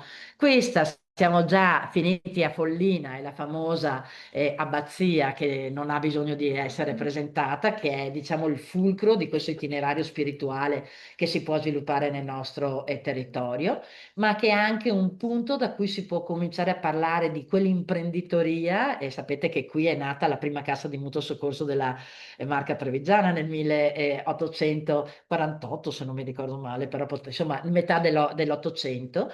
E dunque si può leggere con tutte le attività produttive che abbiamo ancora nella nostra zona, pensate alla lavorazione della seta, della lana, quant'altro, itinerari specifici per chi ha questo tipo di interesse. Oppure andiamo a Refrontolo e con quello che secondo me la Mulino Bianco ha preso ispirazione da lui per fare la pubblicità, che ci permette di conoscere meglio quelle che sono le piccole gemme conservate nel nostro territorio. Noi siamo l'Italia minore, ma perché siamo più piccola, non perché siamo meno belli, perché in realtà abbiamo delle cose bellissime. Vi dico che sono ufficialmente innamorata del territorio dove vivo, ve lo dico subito così capite. Bello. Ma no, sono una donna fortunata, faccio un lavoro bellissimo. Ma voi immaginate portare uno che viene da un'altra parte d'Italia o dall'estero a visitare la pieve di San Pietro di Feletto, il mulinetto della Croda, l'abbazia di Follina, il castello Brandolini di Cison, che è saltato perché credo che mi stiano No. salvando dei numeri perché sono già al 15. Ma perché dovevi andare a destra, sono Ah, andata sotto e stiamo andando in termini... ma va benissimo, ho tanto... sbagliato. No, no, no, no, no, nessuno si è accorto, vero? E adesso Non si è accorto. tutti quelli che ho saltato, No, li ritorno. vedo dopo, va bene, non andiamo per ordine alfabetico, allora io Sotto, continuo ad andare no, no, sotto, perché sennò sotto. andiamo. E qui sono arrivata a San Vendemiano, che tu dici, cosa li porto a vedere San Vendemiano? Ok. Come se si può andare a San Vendemiano? Perché al di là, guardate che razza di territorio che abbiamo, per cui basta girarsi attorno. Questa è visitabile raramente, di carità, ma abbiamo questa meravigliosa villa che è Villa Lippomano, che è proprio confine con Conegliano, che ci introduce il concetto della civiltà di villa. Allora, io sono laureata in conservazione dei beni culturali E il primo lavoro che ho fatto l'ho fatto proprio lavorando per la sovrintendenza, catalogando oggetti nelle chiese e lavorando per l'Istituto regionale delle Ville Venete. E con mia grande sorpresa ho trovato solo attorno a Conegliano, per cui se allarghiamo questo nella zona che oggi stiamo prendendo in considerazione, bisogna moltiplicare i numeri, attorno a Conegliano ci sono ancora 84 ville venete. E questo spiega il perché noi eravamo, adesso lo IAT ci vende come il giardino della Serenissima, non so se lo sapete. Non rose, ma opere di bene. Qui abbiamo sempre fatto vino, sempre. Noi siamo sempre stati la cantina della Repubblica di Venezia e i veneziani venivano in ferie nel nostro territorio 4 mesi l'anno, era un duro lavoro, ma qualcuno doveva farlo, perché partivano il 13 di giugno, il giorno di Sant'Antonio, rimanevano fino a fine luglio, ritornavano a settembre, rimanevano fino a novembre, perché facevano coincidere la villeggiatura col momento della semina e del raccolto. Perché noi siamo stati la risposta a un periodo di crisi che si stava profilando all'orizzonte dopo la scoperta dell'America, quando Venezia non poteva più basare tutte le sue ricchezze sul commercio marittimo e si è accorto di avere un territorio straordinario che fino a quel momento non aveva sfruttato.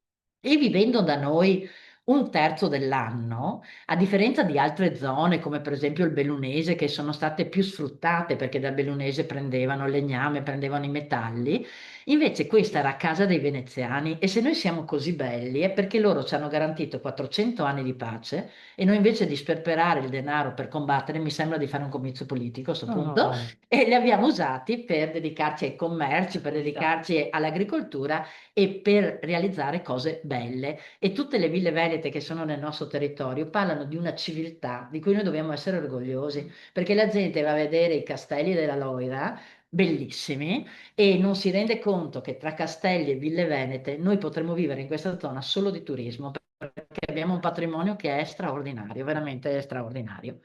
E allora, sta cosa qua, che è il leone che si trova a Fratta di Tarzo, voi non avete idea che impatto ha dal punto di vista turistico. Cioè, io sono dovuta andarmi a studiare tutto l'itinerario dei murales che c'è a Fratta, perché ci sono i gruppi che adesso mi hanno detto vogliamo andare a vedere il leone di Matalar. Ma avete idea qual è l'impatto sui ristoranti di Tarzo, per esempio, di questa cosa? Chi c'è di Tarzo qua? Eccoli là. Allora, è una cosa strepitosa questa. Poi mi ha fatto ridere perché l'ultimo gruppo aveva l'età media tra gli 80 e i 90 anni e quando ho visto il leone là mi ha detto ma non possiamo arrivare in pullman. Gli ho detto signora, è difficile con le strade così, ma è veramente basta una scultura che io trovo impattante, cioè io l'ho vista col cielo blu, è veramente è il leone, è veramente che si vede per muovere un flusso turistico che poi va a incidere sul territorio perché io quel giorno che ho fatto questa cosa ho fatto anche Serravalle di Vittorio Veneto e Follina per cui si muovono poi su tutto il territorio. E questo è il museo della battaglia di Vittorio Veneto. Su Vittorio Veneto una settimana io li tengo i turisti lì, perché la potete leggere in tutte le maniere. La città è diventata simbolo della fine della Prima Guerra Mondiale, ma non solo della Prima, perché in realtà è medaglia d'oro anche della Seconda Guerra Mondiale. Hanno realizzato questo museo che ho avuto il piacere di gestire proprio negli anni del centenario per 4 anni, dove abbiamo avuto un numero di visitatori pazzesco che è venuto a vedere, perché è un museo pensato in maniera moderna, non è solo un contenitore di oggetti. Hanno approfittato del fatto che è diviso in 3 piani per trattare 3 tematiche. Il piano terra si fa vedere la guerra vista dal punto di vista dei soldati che l'hanno combattuta in trincea. Il secondo piano, che è quello che voi vedete, che è quello secondo me più innovativo, parla di un argomento di cui nessuno ha avuto il coraggio di parlare fino a tempi recenti, cioè di che cosa è stata la vita in Sinistra Piave nell'ultimo anno della guerra, nel famoso anno della fame, e non ne parlava nessuno perché si vergognavano tutti, sia quelli che ci hanno abbandonato qui, sia quelli che sono venuti ad occuparci.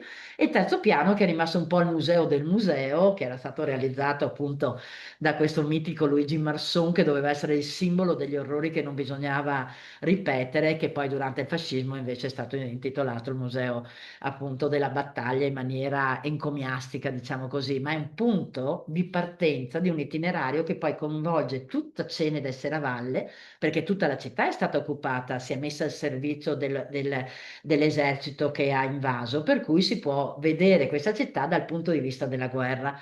ma come non vederlo dal punto di vista che era una delle città più importanti sotto il dominio della Repubblica di Venezia, perché grazie all'acqua del Sumeschio si producevano delle armi bianche talmente resistenti che facevano concorrenza a quelle di Toledo e per quello Serravalle è così bella, perché ha avuto proprio una prosperità tra il 1450 e il 1550, che è il periodo a cui risalgono tutti i palazzi che adesso si possono vedere nella parte centrale, per cui veramente straordinaria. Ma appena fuori di Serravalle, pensate la pieve di Bigonzo, per esempio, piuttosto che alla chiesa di San Giovanni, piuttosto che alla chiesa di Santa Giustina, che sono queste perle, veramente perle architettoniche e artistiche che abbiamo nella zona, che permettono di allargare le tematiche che vanno dal periodo archeologico e arrivano fino a tempi molto recenti, perché noi abbiamo avuto un professore, il professore Paludetti, che ha speso tutti i suoi soldi per raccogliere opere d'arte che poi ha donato alla città di Vittorio, che sono in un museo, che è il museo dedicato a Vittorio Emanuele, sconosciuto, meraviglioso, cioè è bellissimo, per cui questa è veramente una città che merita di essere visitata e conosciuta in maniera molto approfondita. Laura, Sì, faccio un maleducato e sì, ha ancora un quarto d'ora a disposizione. sì, va bene. Saluto, va bene, sarò brava. Sopra Vittorio Veneto, e questa è la chiesa di Sant'Augusta, ve la faccio solo vedere perché uno degli itinerari che faccio io è quello del trekking, cioè parto da Ceneda e li porto tutta la giornata camminando fino su Sant'Augusta, ma la Casa Rossa che vedete a fianco fanno uno spiedo che è la fine del mondo, per cui poi si consolano e poi scendiamo e visitiamo tutta la città. Per cui c'è spazio anche per quello che è il turismo sportivo che si può fare in questa città. Questa è la chiesa di San Giovanni che vi dicevo prima, con tutti gli affreschi all'interno che sono straordinari, e poi c'è Palazzo Menucci De Carlo, che è uno spettacolo, è più bello del Vittoriale, non lo conosce nessuno e dovrebbero esserci una valanga di soldi, una valanga di visitatori, perché ricordiamoci che il turismo è la parte economica della cultura, per salvare questa che è una gemma a livello nazionale e che veramente non è conosciuta da nessuno. E Torniamo sì, indietro. No, ma cosa è successo? tanto puoi andare in ordine espanso, vanno bene tutte. Dove eravamo? Ah, Qui, sì. vabbè, andiamo qua. Allora, vediamo No. come va. No, finite, per cui devo fare così, no. Castello di San Salvatore ve l'ho già presentato, altro luogo che insomma permette di raccontare tantissime cose. La Pieve di San Pietro di Feletto, che ha una Bibbia Pauperum dipinta talmente importante che sono venuti dalla Sorbonne per studiarcela, cioè dobbiamo renderci conto. Questo è un credo nel periodo in cui la gente non sapeva né leggere né scrivere, ma non era ignorante perché le cose le imparava a memoria, e poi quando entrava in chiesa le trovava dipinte e riusciva a riconoscere tutti quelli che erano i soggetti. Ho messo Zanzotto per dire che un altro itinerario che si può fare nel nostro territorio è quello che riguarda i grandi artisti, e per artisti non si intendono solo i pittori, e le case degli artisti, perché abbiamo la casa del Cima a Conegliano, abbiamo quelle Zanzotto a Pieve, per cui anche da questo punto di vista c'è tanto da raccontare. E queste sono le torri di Rai, insomma qua gioco in casa, per cui siamo proprio, no di Rai, scusate, di Credazzo, che siamo proprio nel territorio dove siamo, che ci parla della possibilità di fare questi itinerari dell'incastellamento. La facciata della più grande facciata affrescata tuttora esistente, sono 70 metri quadri di superficie dipinta di tutto il Veneto, che è la chiesa, quella che era della Confraternita dei Battuti e poi è diventata il Duomo di Conegliano. Mi sono ripersa, aiutami. Questo per mettere alla prova se so riconoscere le cose. Qui siamo a Colle Umberto e rientriamo nel discorso delle ville venete. Adesso ti Io faccio... provo. Ok, qui siamo di nuovo a Fara di Soligo, e cosa non è la chiesa di San Vigilio? Cioè, l'unica cosa è arrivare col pullman è un po' un problema. Per gruppi piccoli però va molto bene, ma si può fare il trekking.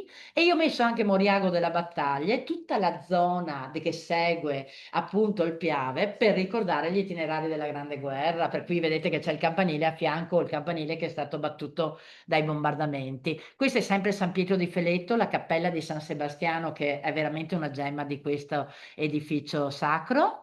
E i monumenti ai caduti che puntellano il nostro territorio, che ci permette anche di scoprire artisti e artiste, perché c'erano anche donne che durante il fascismo sono state incaricate di ricordare, di esaltare la memoria dei ragazzi che hanno combattuto. L'abbazia di Santa Bona Vidor, purtroppo ora nota più per quello che è successo, chiamiamolo quell'incidente per non dire altro, ma che in realtà è un puntello appunto dei percorsi spirituali del nostro territorio. No, questo l'abbiamo già vista, è la figurina doppia anche questa. E già fatta, già fatta. Sì, fatta. Serravalle.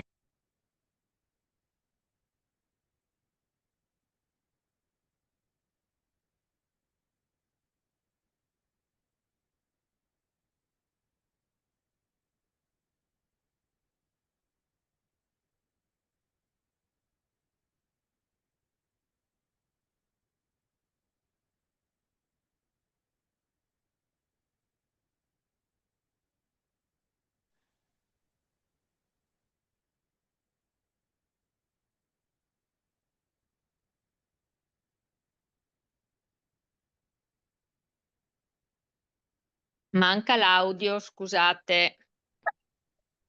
La pala del cima che permette di fare i percorsi sulla pittura rinascimentale, che è chiaramente Conegliano un punto focale, ma che si sviluppa in tutto il nostro territorio perché abbiamo dipinti importanti in tantissime chiese.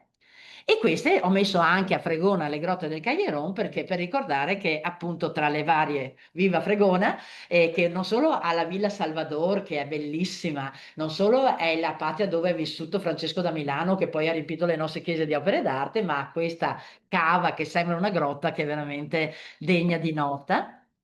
E per quanto riguarda anche la didattica, perché ricordiamo che la didattica è turismo, anche se a voi magari riguarda un pochettino meno, ma c'è un movimento studentesco importante e sicuramente l'Ivelet che c'è sui laghi di Revine è una cosa importante. E poi quelli che fanno muovere la gente. Il comitato dell'antica fiera di Santa Lucia è una cosa pazzesca. Parliamo di migliaia di persone che adesso vengono qui. Io tra 2 giorni sono da loro a tenere una conferenza, ma hanno una capacità di promuovere il territorio perché li portano dappertutto, a vedere le opere d'arte, a vedere le realtà economiche, danno lavoro ai ristoratori, danno lavoro ai cose, cioè veramente sono. C'è Aurelio Cecon che secondo me dovremmo fargli un monumento perché tiene anche la rotonda, quella con i pavoni che c'è lungo la strada, cioè veramente un uomo che ha una forza importante. Questo è uno dei murales che si trova lungo la fratta di Tarzo, uno dei tanti che ricorda quello che era la vita delle aie all'interno di queste cose. Sono 2 ore di camminata se si fanno tutte, permette anche di rimanere. Questa l'abbiamo già vista. Ma io mi fermo quando volete, cioè vi dico solo che per ogni comune che è inserito nella lista ho trovato qualcosa. C'è tantissimo, non tutto siamo riusciti a vederlo perché cerchiamo di rimanere nei tempi, ma prima cosa siamo orgogliosi del luogo dove viviamo. Secondo me se riusciamo a passare, queste sono le camminate che si possono fare per Cison, questa qui. Se noi riusciamo a passare alle persone che vengono qui l'amore che noi proviamo per il luogo dove viviamo e lavoriamo, secondo me queste persone tornano, perché è un luogo che merita di essere distrutto e siamo tutti fortunati a fare questo lavoro. Se tu vuoi, Mi fermo. Sì. Manca Miane. Miane, cioè, allora andiamo per ordine, perché c'è anche Vazzola, per esempio, Valdobbiade, le avevo messe tutte, eh? Allora, Miane, eccola qua, numero 12. 10, 11, 12, avevo fatto notare, avevo messo questa immagine per far notare il paesaggio in cui è inserita Miane, per cui dal punto di vista paesaggistico, se non ha magari la chiesa più importante di riferimento, ma in realtà fa parte di questo percorso che noi facciamo per far vedere il territorio, per cui viva Miane, anche veramente, ma le avevo, non so se c'è qualcuno di voi da qualche altra parte, perché? Dica. Sì? Del paesaggio. Vicino alla BBS, tutta la comprensione dove fanno le feste, Sì? c'è l'area sgambamento, è un'associazione agonistico-cinofila e siamo gli unici in Italia e al mondo che hanno avuto questa idea. È una cosa nuova perché si mette insieme la cinofilia e il Certo. turismo. Quindi una visione molto Meraviglioso. E vanno promosse queste cose, veramente. Io sono qua anche per questo. Bene. Mi fa Partorite, piacere. mi raccomando. Se poi volete altre città, vi assicuro che ce le ho tutte e Noi rimangono le possiamo persone. condividere queste foto. Allora, le ho scaricate da internet, non sono mie. Per cui legalmente non potrebbero essere condivise perché non Vabbè, possono ma essere sono utilizzate. su internet, l'importante è che non Sì, ma ci sono le usi- ci sono tutti i l'importante è che non le usi per diritti. motivi commerciali. Esattamente, sappiate che li trovate Ecco. in internet, a parte 2 o 3 che avevo scattato io, ma quelle condivido volentieri, ma sono solo un esempio perché vi ribadisco, avrei potuto mettere 200 immagini e a questo punto Allora, lui mi avrebbe sparato ancora no, prima. no, Sì. siamo ancora. No, no, allora, se vuoi intanto Sì. berti un po' di acqua, perché intanto ti Devo dire. devo ringraziare perché le guide turistiche autorizzate.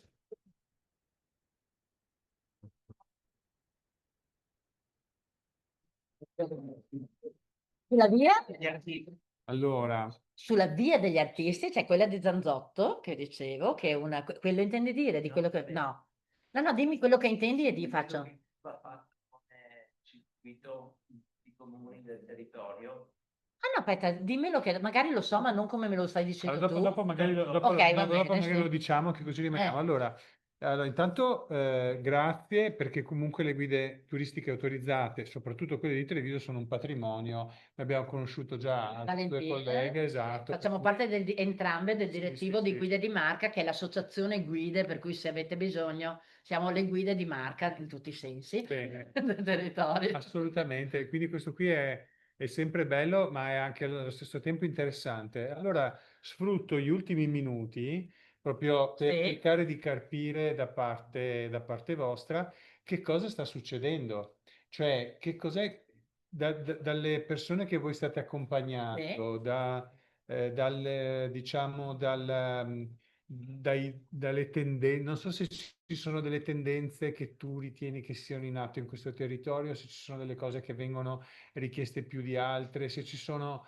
gruppi di nazionalità più che Allora, altri. io Proprio ve lo così posso dire sulla mia pelle, sulla cioè tua- il turismo che abbiamo sempre avuto nel nostro territorio era prevalentemente di lingua tedesca, perché ce li abbiamo anche vicini, per cui venivano molto spesso. Abbiamo avuto un periodo in cui c'erano tantissima gente che veniva dalla Russia e dalla Cina, che chiaramente è il suo mercato che è sparito. Io sono guida dal 96, ogni volta mi viene male, e io ho lavorato fino a 2 anni fa solo esclusivamente in italiano. E da 2 anni io lavoro quasi tutti i giorni in spagnolo e anche a Belluno, voglio dire, perché gli spagnoli stanno scoprendo il nostro territorio, per cui c'è una richiesta di guide che parlano spagnolo che prima non esisteva e che adesso c'è, per cui questa secondo me è già una È novità. già una novità. La seconda novità è che accanto al turista classico, chiamiamolo così, si stanno avvicinando persone che chiedono cose di nicchia. E noi, come al solito, dobbiamo essere molto bravi, essere duttili e maleabili perché dobbiamo rispondere alle varie richieste. Per cui benvengano anche le iniziative come quelle che ha detto la signora, perché davvero cercano quello che fa la differenza. Per cui non è solo andare a vedere le cose, ma anche scoprire delle attività o anche delle forme di artigianato o anche dei prodotti enogastronomici di nicchia. L'unica cosa che chiedono tutti è la qualità. Cioè evitiamo, scusate, di diventare la Venezia che ha calato in una maniera importante quella che è l'offerta, proprio la qualità dell'offerta che viene data, perché noi abbiamo una cosa che non ci può copiare nessuno, che è la bellezza del territorio e la bravura delle persone che lavorano qui, per cui sono un pelo campanilista, però dobbiamo portare alta la qualità. Magari lavoriamo un po' di più, magari facciamo un po' più di fatica, però quando uno va via e dice guarda, dopo Venezia sono andata in provincia di Treviso, ma sai che bene che mi sono trovato? Perché noi adesso. Allora, scusate, poi basta, giuro. Io sono una pazza, io sono un insegnante, o meglio, ero un insegnante perché mi sono licenziata dopo 35 anni di scuola. Mi dicono che Checco Zalone è ancora con l'esaurimento nervoso perché ho lasciato il posto fisso, ma l'ho fatto perché in realtà adesso qui c'è molto più lavoro dal punto di vista del turismo, ma veramente ce n'è tanto di più. E ce n'è di più perché siamo bravi, solo che non ancora tutti ci conoscono. Quello che dobbiamo fare è fare veramente rete, perché se vanno a dormire in un bel posto, se mangiano bene, hanno una brava guida e magari se il Signore ci dà anche il bel tempo che sempre serve in queste esperienze, E la gente, a differenza di altri luoghi, qui torna. Cioè io lavoro normalmente con gruppi che ogni anno tornano qui da noi. Per In che cui, periodo? ecco, questa per esempio la prossima volta non la fate ad ottobre, perché per noi ottobre È è alta stagione. altissima stagione. Settembre e ottobre sono altissima stagione e direi tra metà aprile, maggio e inizio giugno. Poi quando comincia il grande caldo o salgono verso il Bellunese o scendono verso il mare. E ultimamente, grazie alle mostre, dove bisogna dire, abbiamo anche il turismo invernale perché si specializza su quelli che sono interessati agli eventi culturali, però adesso si lavora tutto l'anno. Bene, È la questa è prima volta. sicuramente una cosa positiva. Allora, ti facciamo ancora un applauso. Esatto. Siamo veramente contenti. Nessuno avrà coraggio di fare una domanda a questo punto perché sono una fiume in piena, ma se per caso avete qualcosa fatevi dare i miei riferimenti e io vi rispondo. Sì, no, Ecco. esatto, è quello che... Sì, sì. Dobbiamo crederci di più, perché è quello che io vedo che un pochino manca. Ma ce la faremo. Io sono convinta che sia la strada giusta. Però è anche questo, no? Una Esattamente. Dobbiamo crederci tutti di più. Davvero. E grazie per quello che fate perché ci aiutate tantissimo, davvero. Grazie, Grazie. grazie. Allora, uno dei temi su cui è stato nominato prima, no? Noi siamo molto legati non solo per una questione diciamo, di business, ma di attività, ma c'è il tema sempre di più del turismo enogastronomico che sicuramente inizialmente era una componente dell'offerta turistica. Successivamente è diventato una determinante. Devo andare a fare un viaggio, preferisco un luogo dove si mangia bene rispetto a un luogo dove non c'è diciamo, una gastronomia, una cultura gastronomica importante. Adesso, sempre di più, e noi ne siamo testimone, la gastronomia, il turismo enogastronomico, l'offerta enogastronomica, il food and beverage, eccetera, eccetera, diventa motivazione di viaggio. Quindi la gente decide di fare dei viaggi perché vuole fare delle esperienze enogastronomiche. Noi siamo stati diciamo, abbiamo avuto esperienza qualche settimana fa con l'evento che abbiamo realizzato a Treviso, ma questo vi dico che avviene sempre di più. Non c'è solo il tiramisù a Treviso, ma ci sono tante altre opportunità e questo vuol dire anche economia perché diciamo, diciamo, l'interesse verso la parte enogastronomica aumenta, e vi porteremo anche i dati, diciamo, la spesa media del turista a livello di destinazione, sia come consumo sia come shopping. E questo qui è un tema importante, però bisogna anche conoscerla, no? Ecco, su questo tema. Allora, abbiamo veramente grande onore di avere qui Roberto Robazza, che ti chiedo per favore di venire qui, che è il delegato, se è giusto dire delegato, posso dire, adesso ce lo dice, dell'Accademia Italiana della Cucina. Io premetto, avrei veramente fortemente voluto cedere il mio tempo alla signora che è andata via, perché aveva catturato l'attenzione e soprattutto mi aveva creato un interesse straordinario, essendo innamorato della nostra provincia e di questo territorio in particolare, tant'è che, ripeto, mi dispiace, ma dovete subire me e non godervi la signora che... No, noi vogliamo che ci fai venire fame, ti abbiamo lasciato alla fine perché tra un po' allora, andiamo a sì, mangiare, no, quindi... tengo conto di... Allora, l'Accademia, cos'è innanzitutto l'Accademia Giusto. Italiana della Cucina? È un'associazione culturale che si occupa di enogastronomia, l'unica riconosciuta dalla Repubblica. Io sono direttore del Centro Studi Veneto e qualche altra cosa a livello provinciale e a livello nazionale, ma che non è afferente a quello che andiamo a dire oggi.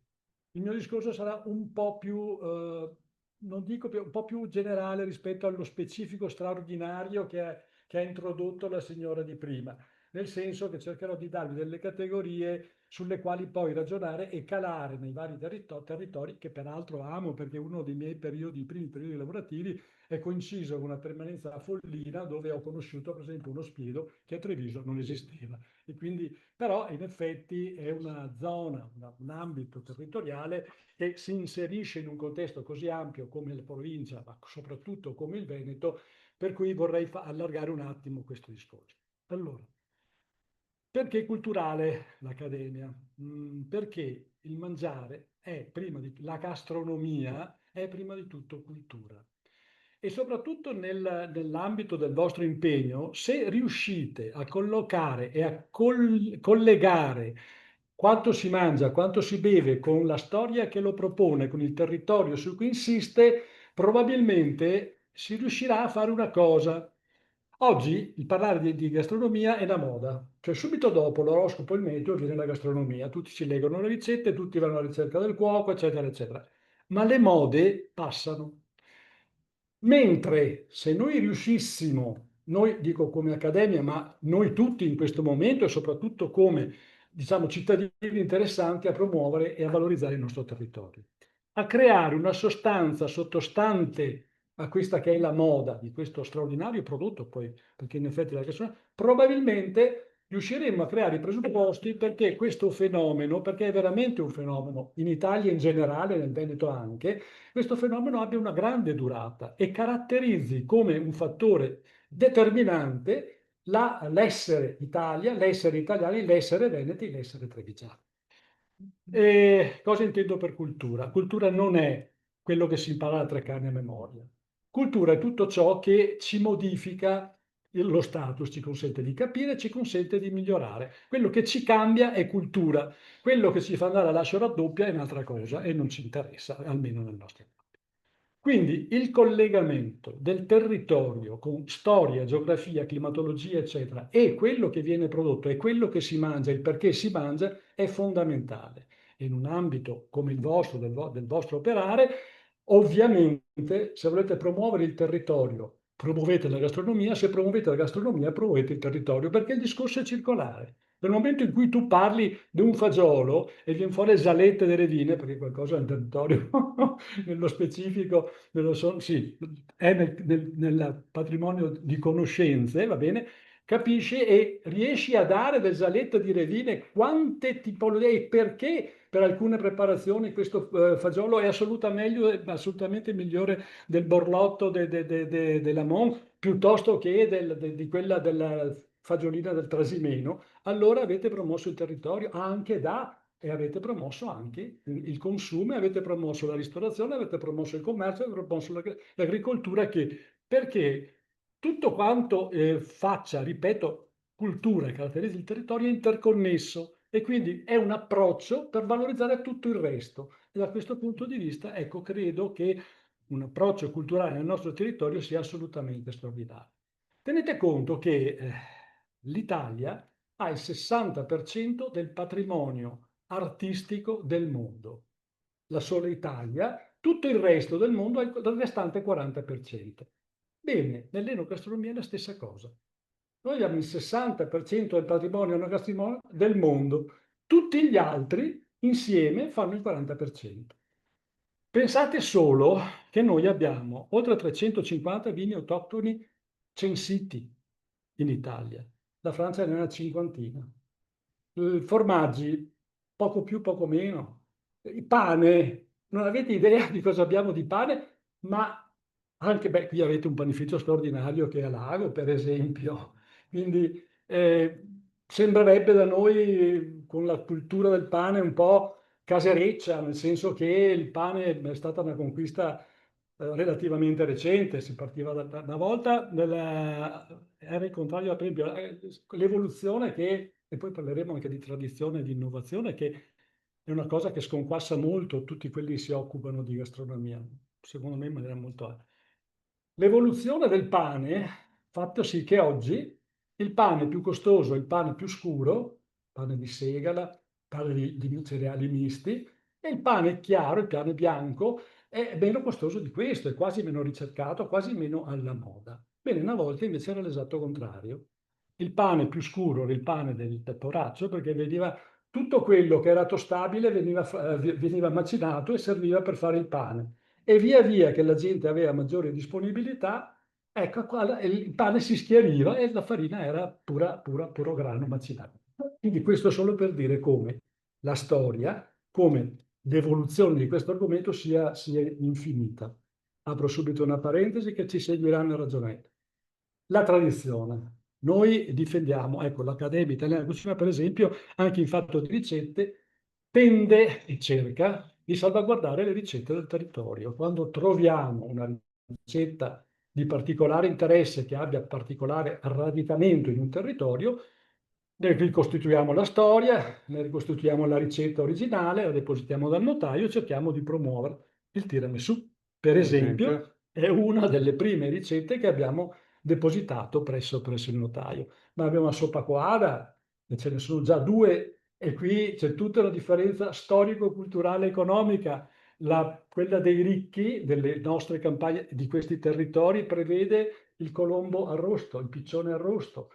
Però ce n'è una fatta con la gallina lessa, nell'abito dell'Opitergino Mottense, perché non essendoci le residenze di campagna, ha detto benissimo la signora, le fattorie come si dice, la villa fattoria veneziana, una volta che si erano rallentati i commerci appunto, ha portato nell'ambito dell'agricoltura anche le raffinatezze dei ricchi, e quindi tutte le ville fattoria avevano la colombaia e quindi i colombi venivano arrostiti e quindi c'è stata là.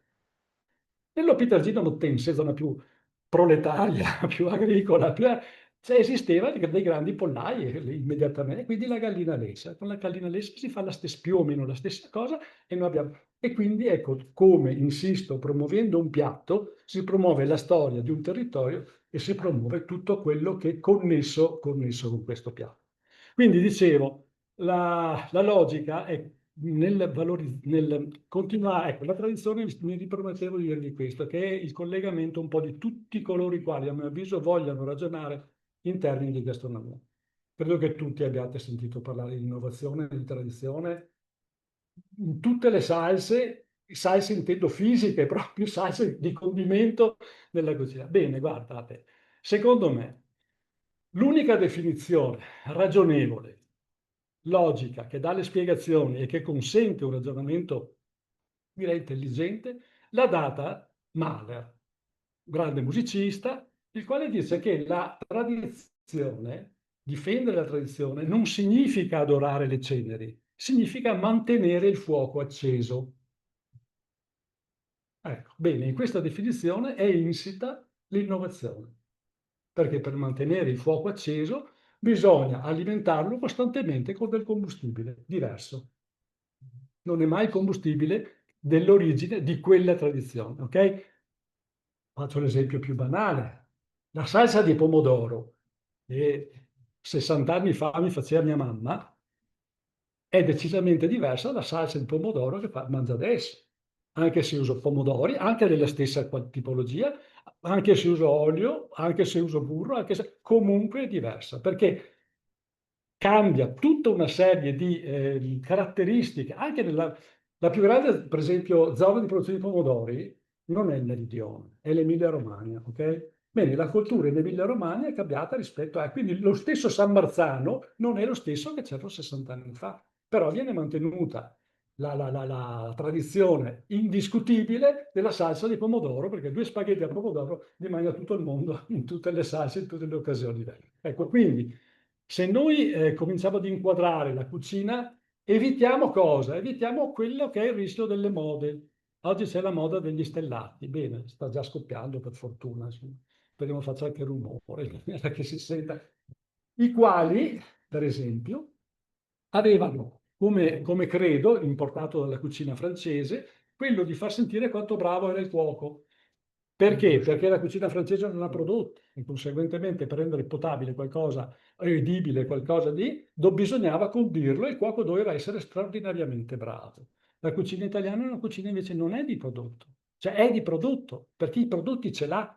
E quindi la bravura del cuoco in Italia deve essere quella che scompare la sua presenza perché lui riesce ad esaltare la qualità del prodotto che si muove. Ed ecco ancora una volta dove che essendo una cucina di prodotto il prodotto essendo legato al territorio, qualsiasi intervento gastronomico è collegato a tutta una rete di fenomeni storico-geografici, eccetera, eccetera, eccetera. Per restare nell'ambito veneto, voglio dire, le ricette una delle ricette più importanti è la pastissada de caval di Verona.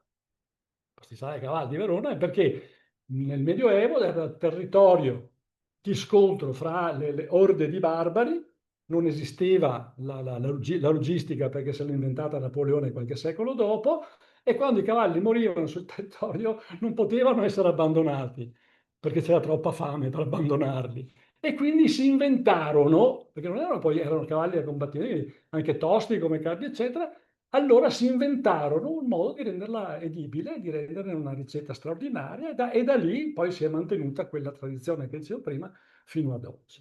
Ecco, quindi con questo ci teneva a dire che essere un'associazione che si occupa di enogastronomia, ecco, l'ultima cosa di cui ci preoccupiamo, anche se ci troviamo a cena per discutere di quello che mangiamo, è proprio tante volte mangiamo male e riteniamo di fare più accademia quando mangiamo male che quando mangiamo bene. Perché? Perché se il ristoratore vuole, ne parliamo e conseguentemente esprimiamo quelle che sono le nostre idee, non già insegnamenti, perché gli insegnamenti sono altra cosa, che possono aiutare, proprio correlando quello che viene cotto, tutto il discorso che facevo prima, possono aiutare il ristoratore a fornire un prodotto migliore. In un territorio come il nostro, ripeto, la straordinarietà è, per esempio, che dicevo prima sopra quadra, che ce ne sono già due, ma anche lo spiedo. Se voi pensate che da noi lo spiedo è codificato, c'è la confraternita dello spiedo, eccetera, straordinaria cultura, la migliore in assoluto a mio avviso, però prevede la costicina, prevede il coniglio se c'è, il pollo. Andiamo a 50 km più a ovest e c'è lo spiedo, le due grandi zone di spiedo sono Treviso e Vicenza, e c'è uno spiedo a Vicenza che, se a un vicentino proponi lo spiedo dei Mazzeri, grande fornitore di spiedo, guarda il cameriere, guarda chi l'ha invitato a pranzo e dice, la prima osservazione, e io sei, dove sei? Perché lo spiedo a Vicenza è fatto solo di volatili, ovviamente ormai tutti proibiti, quindi, ma anche qui va inquadrato questo utilizzo di una materia prima che ancora una volta, quando veniva fornita, costava niente, eccetera, eccetera, eccetera, eccetera. Per il vino è infinito, il vino noi abbiamo nella nostra provincia, ma credo di valore internazionale, insomma, il Prosecco non c'è. Abbiamo due vini in buona sostanza. Uno di facile beva del Prosecco, tanto che ha fatto 1 miliardo di bottiglie, e uno di straordinaria qualità, forse superiore come qualità in assoluto, però di nessuna beva, per la difficoltà ad essere venduto, che è il Raboso. Ma sono agli antipodi della scala dei valori. Se pensate, un vino strutturato che vale l'Amarone, quando la diocesi con l'appassimento vale l'Amarone, è un vino che ha basato la sua fortuna sulla fragranza, sui profumi, ma sulla bevibilità senza conseguenze. Il Raboso fa 14 gradi e mezzo, quindi se vendessero 1 miliardo di bottiglie avremmo alcolizzato il mondo, insomma. Sarebbe coronarie. No. Ecco, continuando sul discorso della cucina come territorio, io citavo solo il Salette, ma pensate agli asparagi, ce ne sono due, uno di Badoere e uno di Cimadolmo, e sono diversi. Ecco, quello che posso consigliare a voi, se quando dovrete rapportarvi con il pubblico, provateli insieme. Cioè, che io vi racconti le differenze organolettiche dei due asparagi, boh, insomma, potete dire chissà se è la conta giusta, voglio dire, perché alla fine sono cose che sono estremamente sensibili, però non sono coglibili. Mangiate un asparago, il mese dopo mangiate l'altro, già non avete più. Però se li mangiate insieme, allora riuscite a cogliere tutte le differenze che sottendono questa tipologia di alimento. Qui da noi, insisto, abbiamo un prodotto che equivale il radicchio rosso, cioè che equivale al prosecco, voglio dire, no?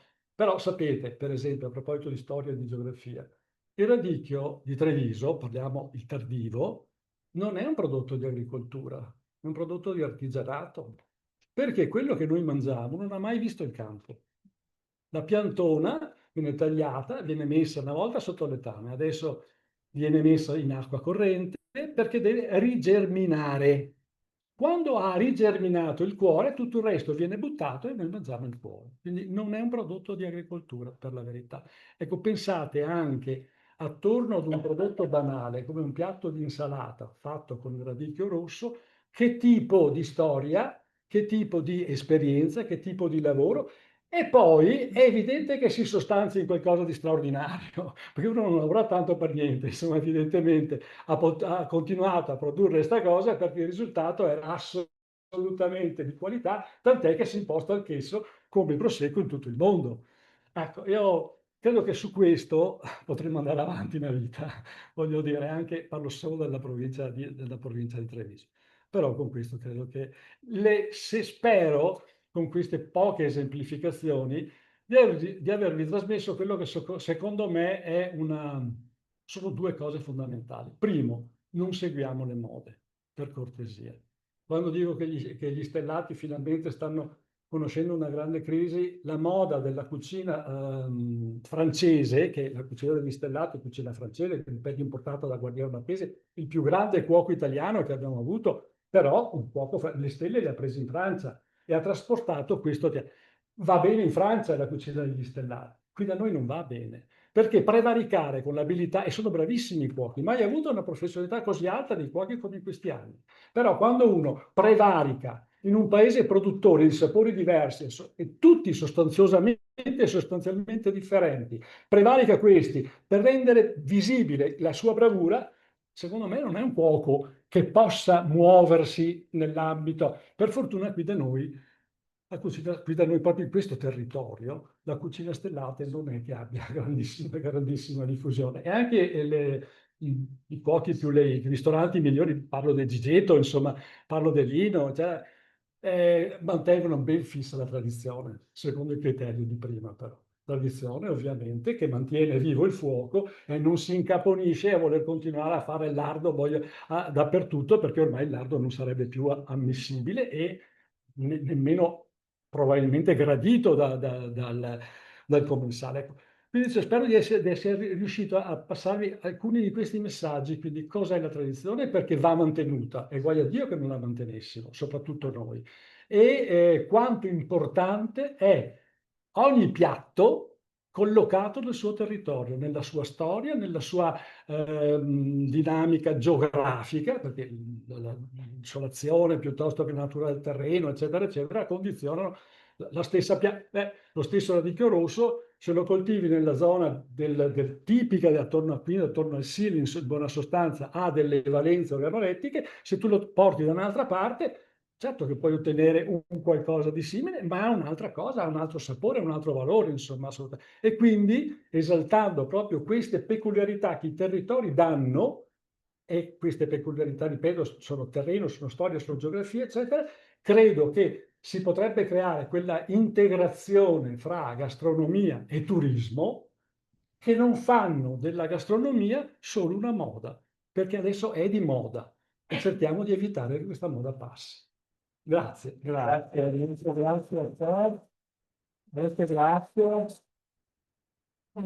Questo è il tema dell'enogastronomia, c'è tanto a cuore, anche perché vuol dire territorio, storia, identità. Io qua, insomma, abbiamo ricordato tante componenti interessanti. Io, insomma, anche per legame con il tiramisù mi viene da ricordare anche il torchiato, no, di Fregona, che sicuramente anche questo raccoglie territorio, identità, storia, e all'interno di quel territorio ha sicuramente una storia da raccontare, ma ce ne sarebbero tantissime.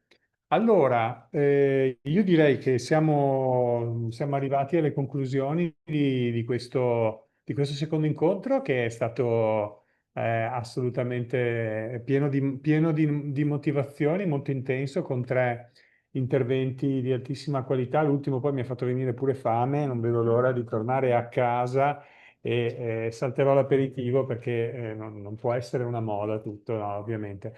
Per cui per cosa devo fare io adesso? Qual è il mio compito? Il mio compito è quello di ricordarvi i prossimi incontri, quindi lunedì prossimo alle 15:15 presso la sede di Dea Sud Café, e parleremo sia di turismo accessibile sia di informazione e accoglienza turistica, e avremo un approfondimento sull'importanza dell'ecosistema digitale, che è, se vi ricordate, questo termine ecosistema digitale lo aveva introdotto sempre Stefano Marchioro, perché quando si parla solo di sito internet o di app o di social non è sufficiente, ma tutte queste cose, diciamo, semplifichiamo, vanno a creare un ecosistema digitale, che è un po' l'interfaccia nel digitale che ha il nostro territorio. Ma prima dell'incontro vi ricordiamo, per quelli che si sono, se non sbaglio, registrati e che sono diciamo in presenza,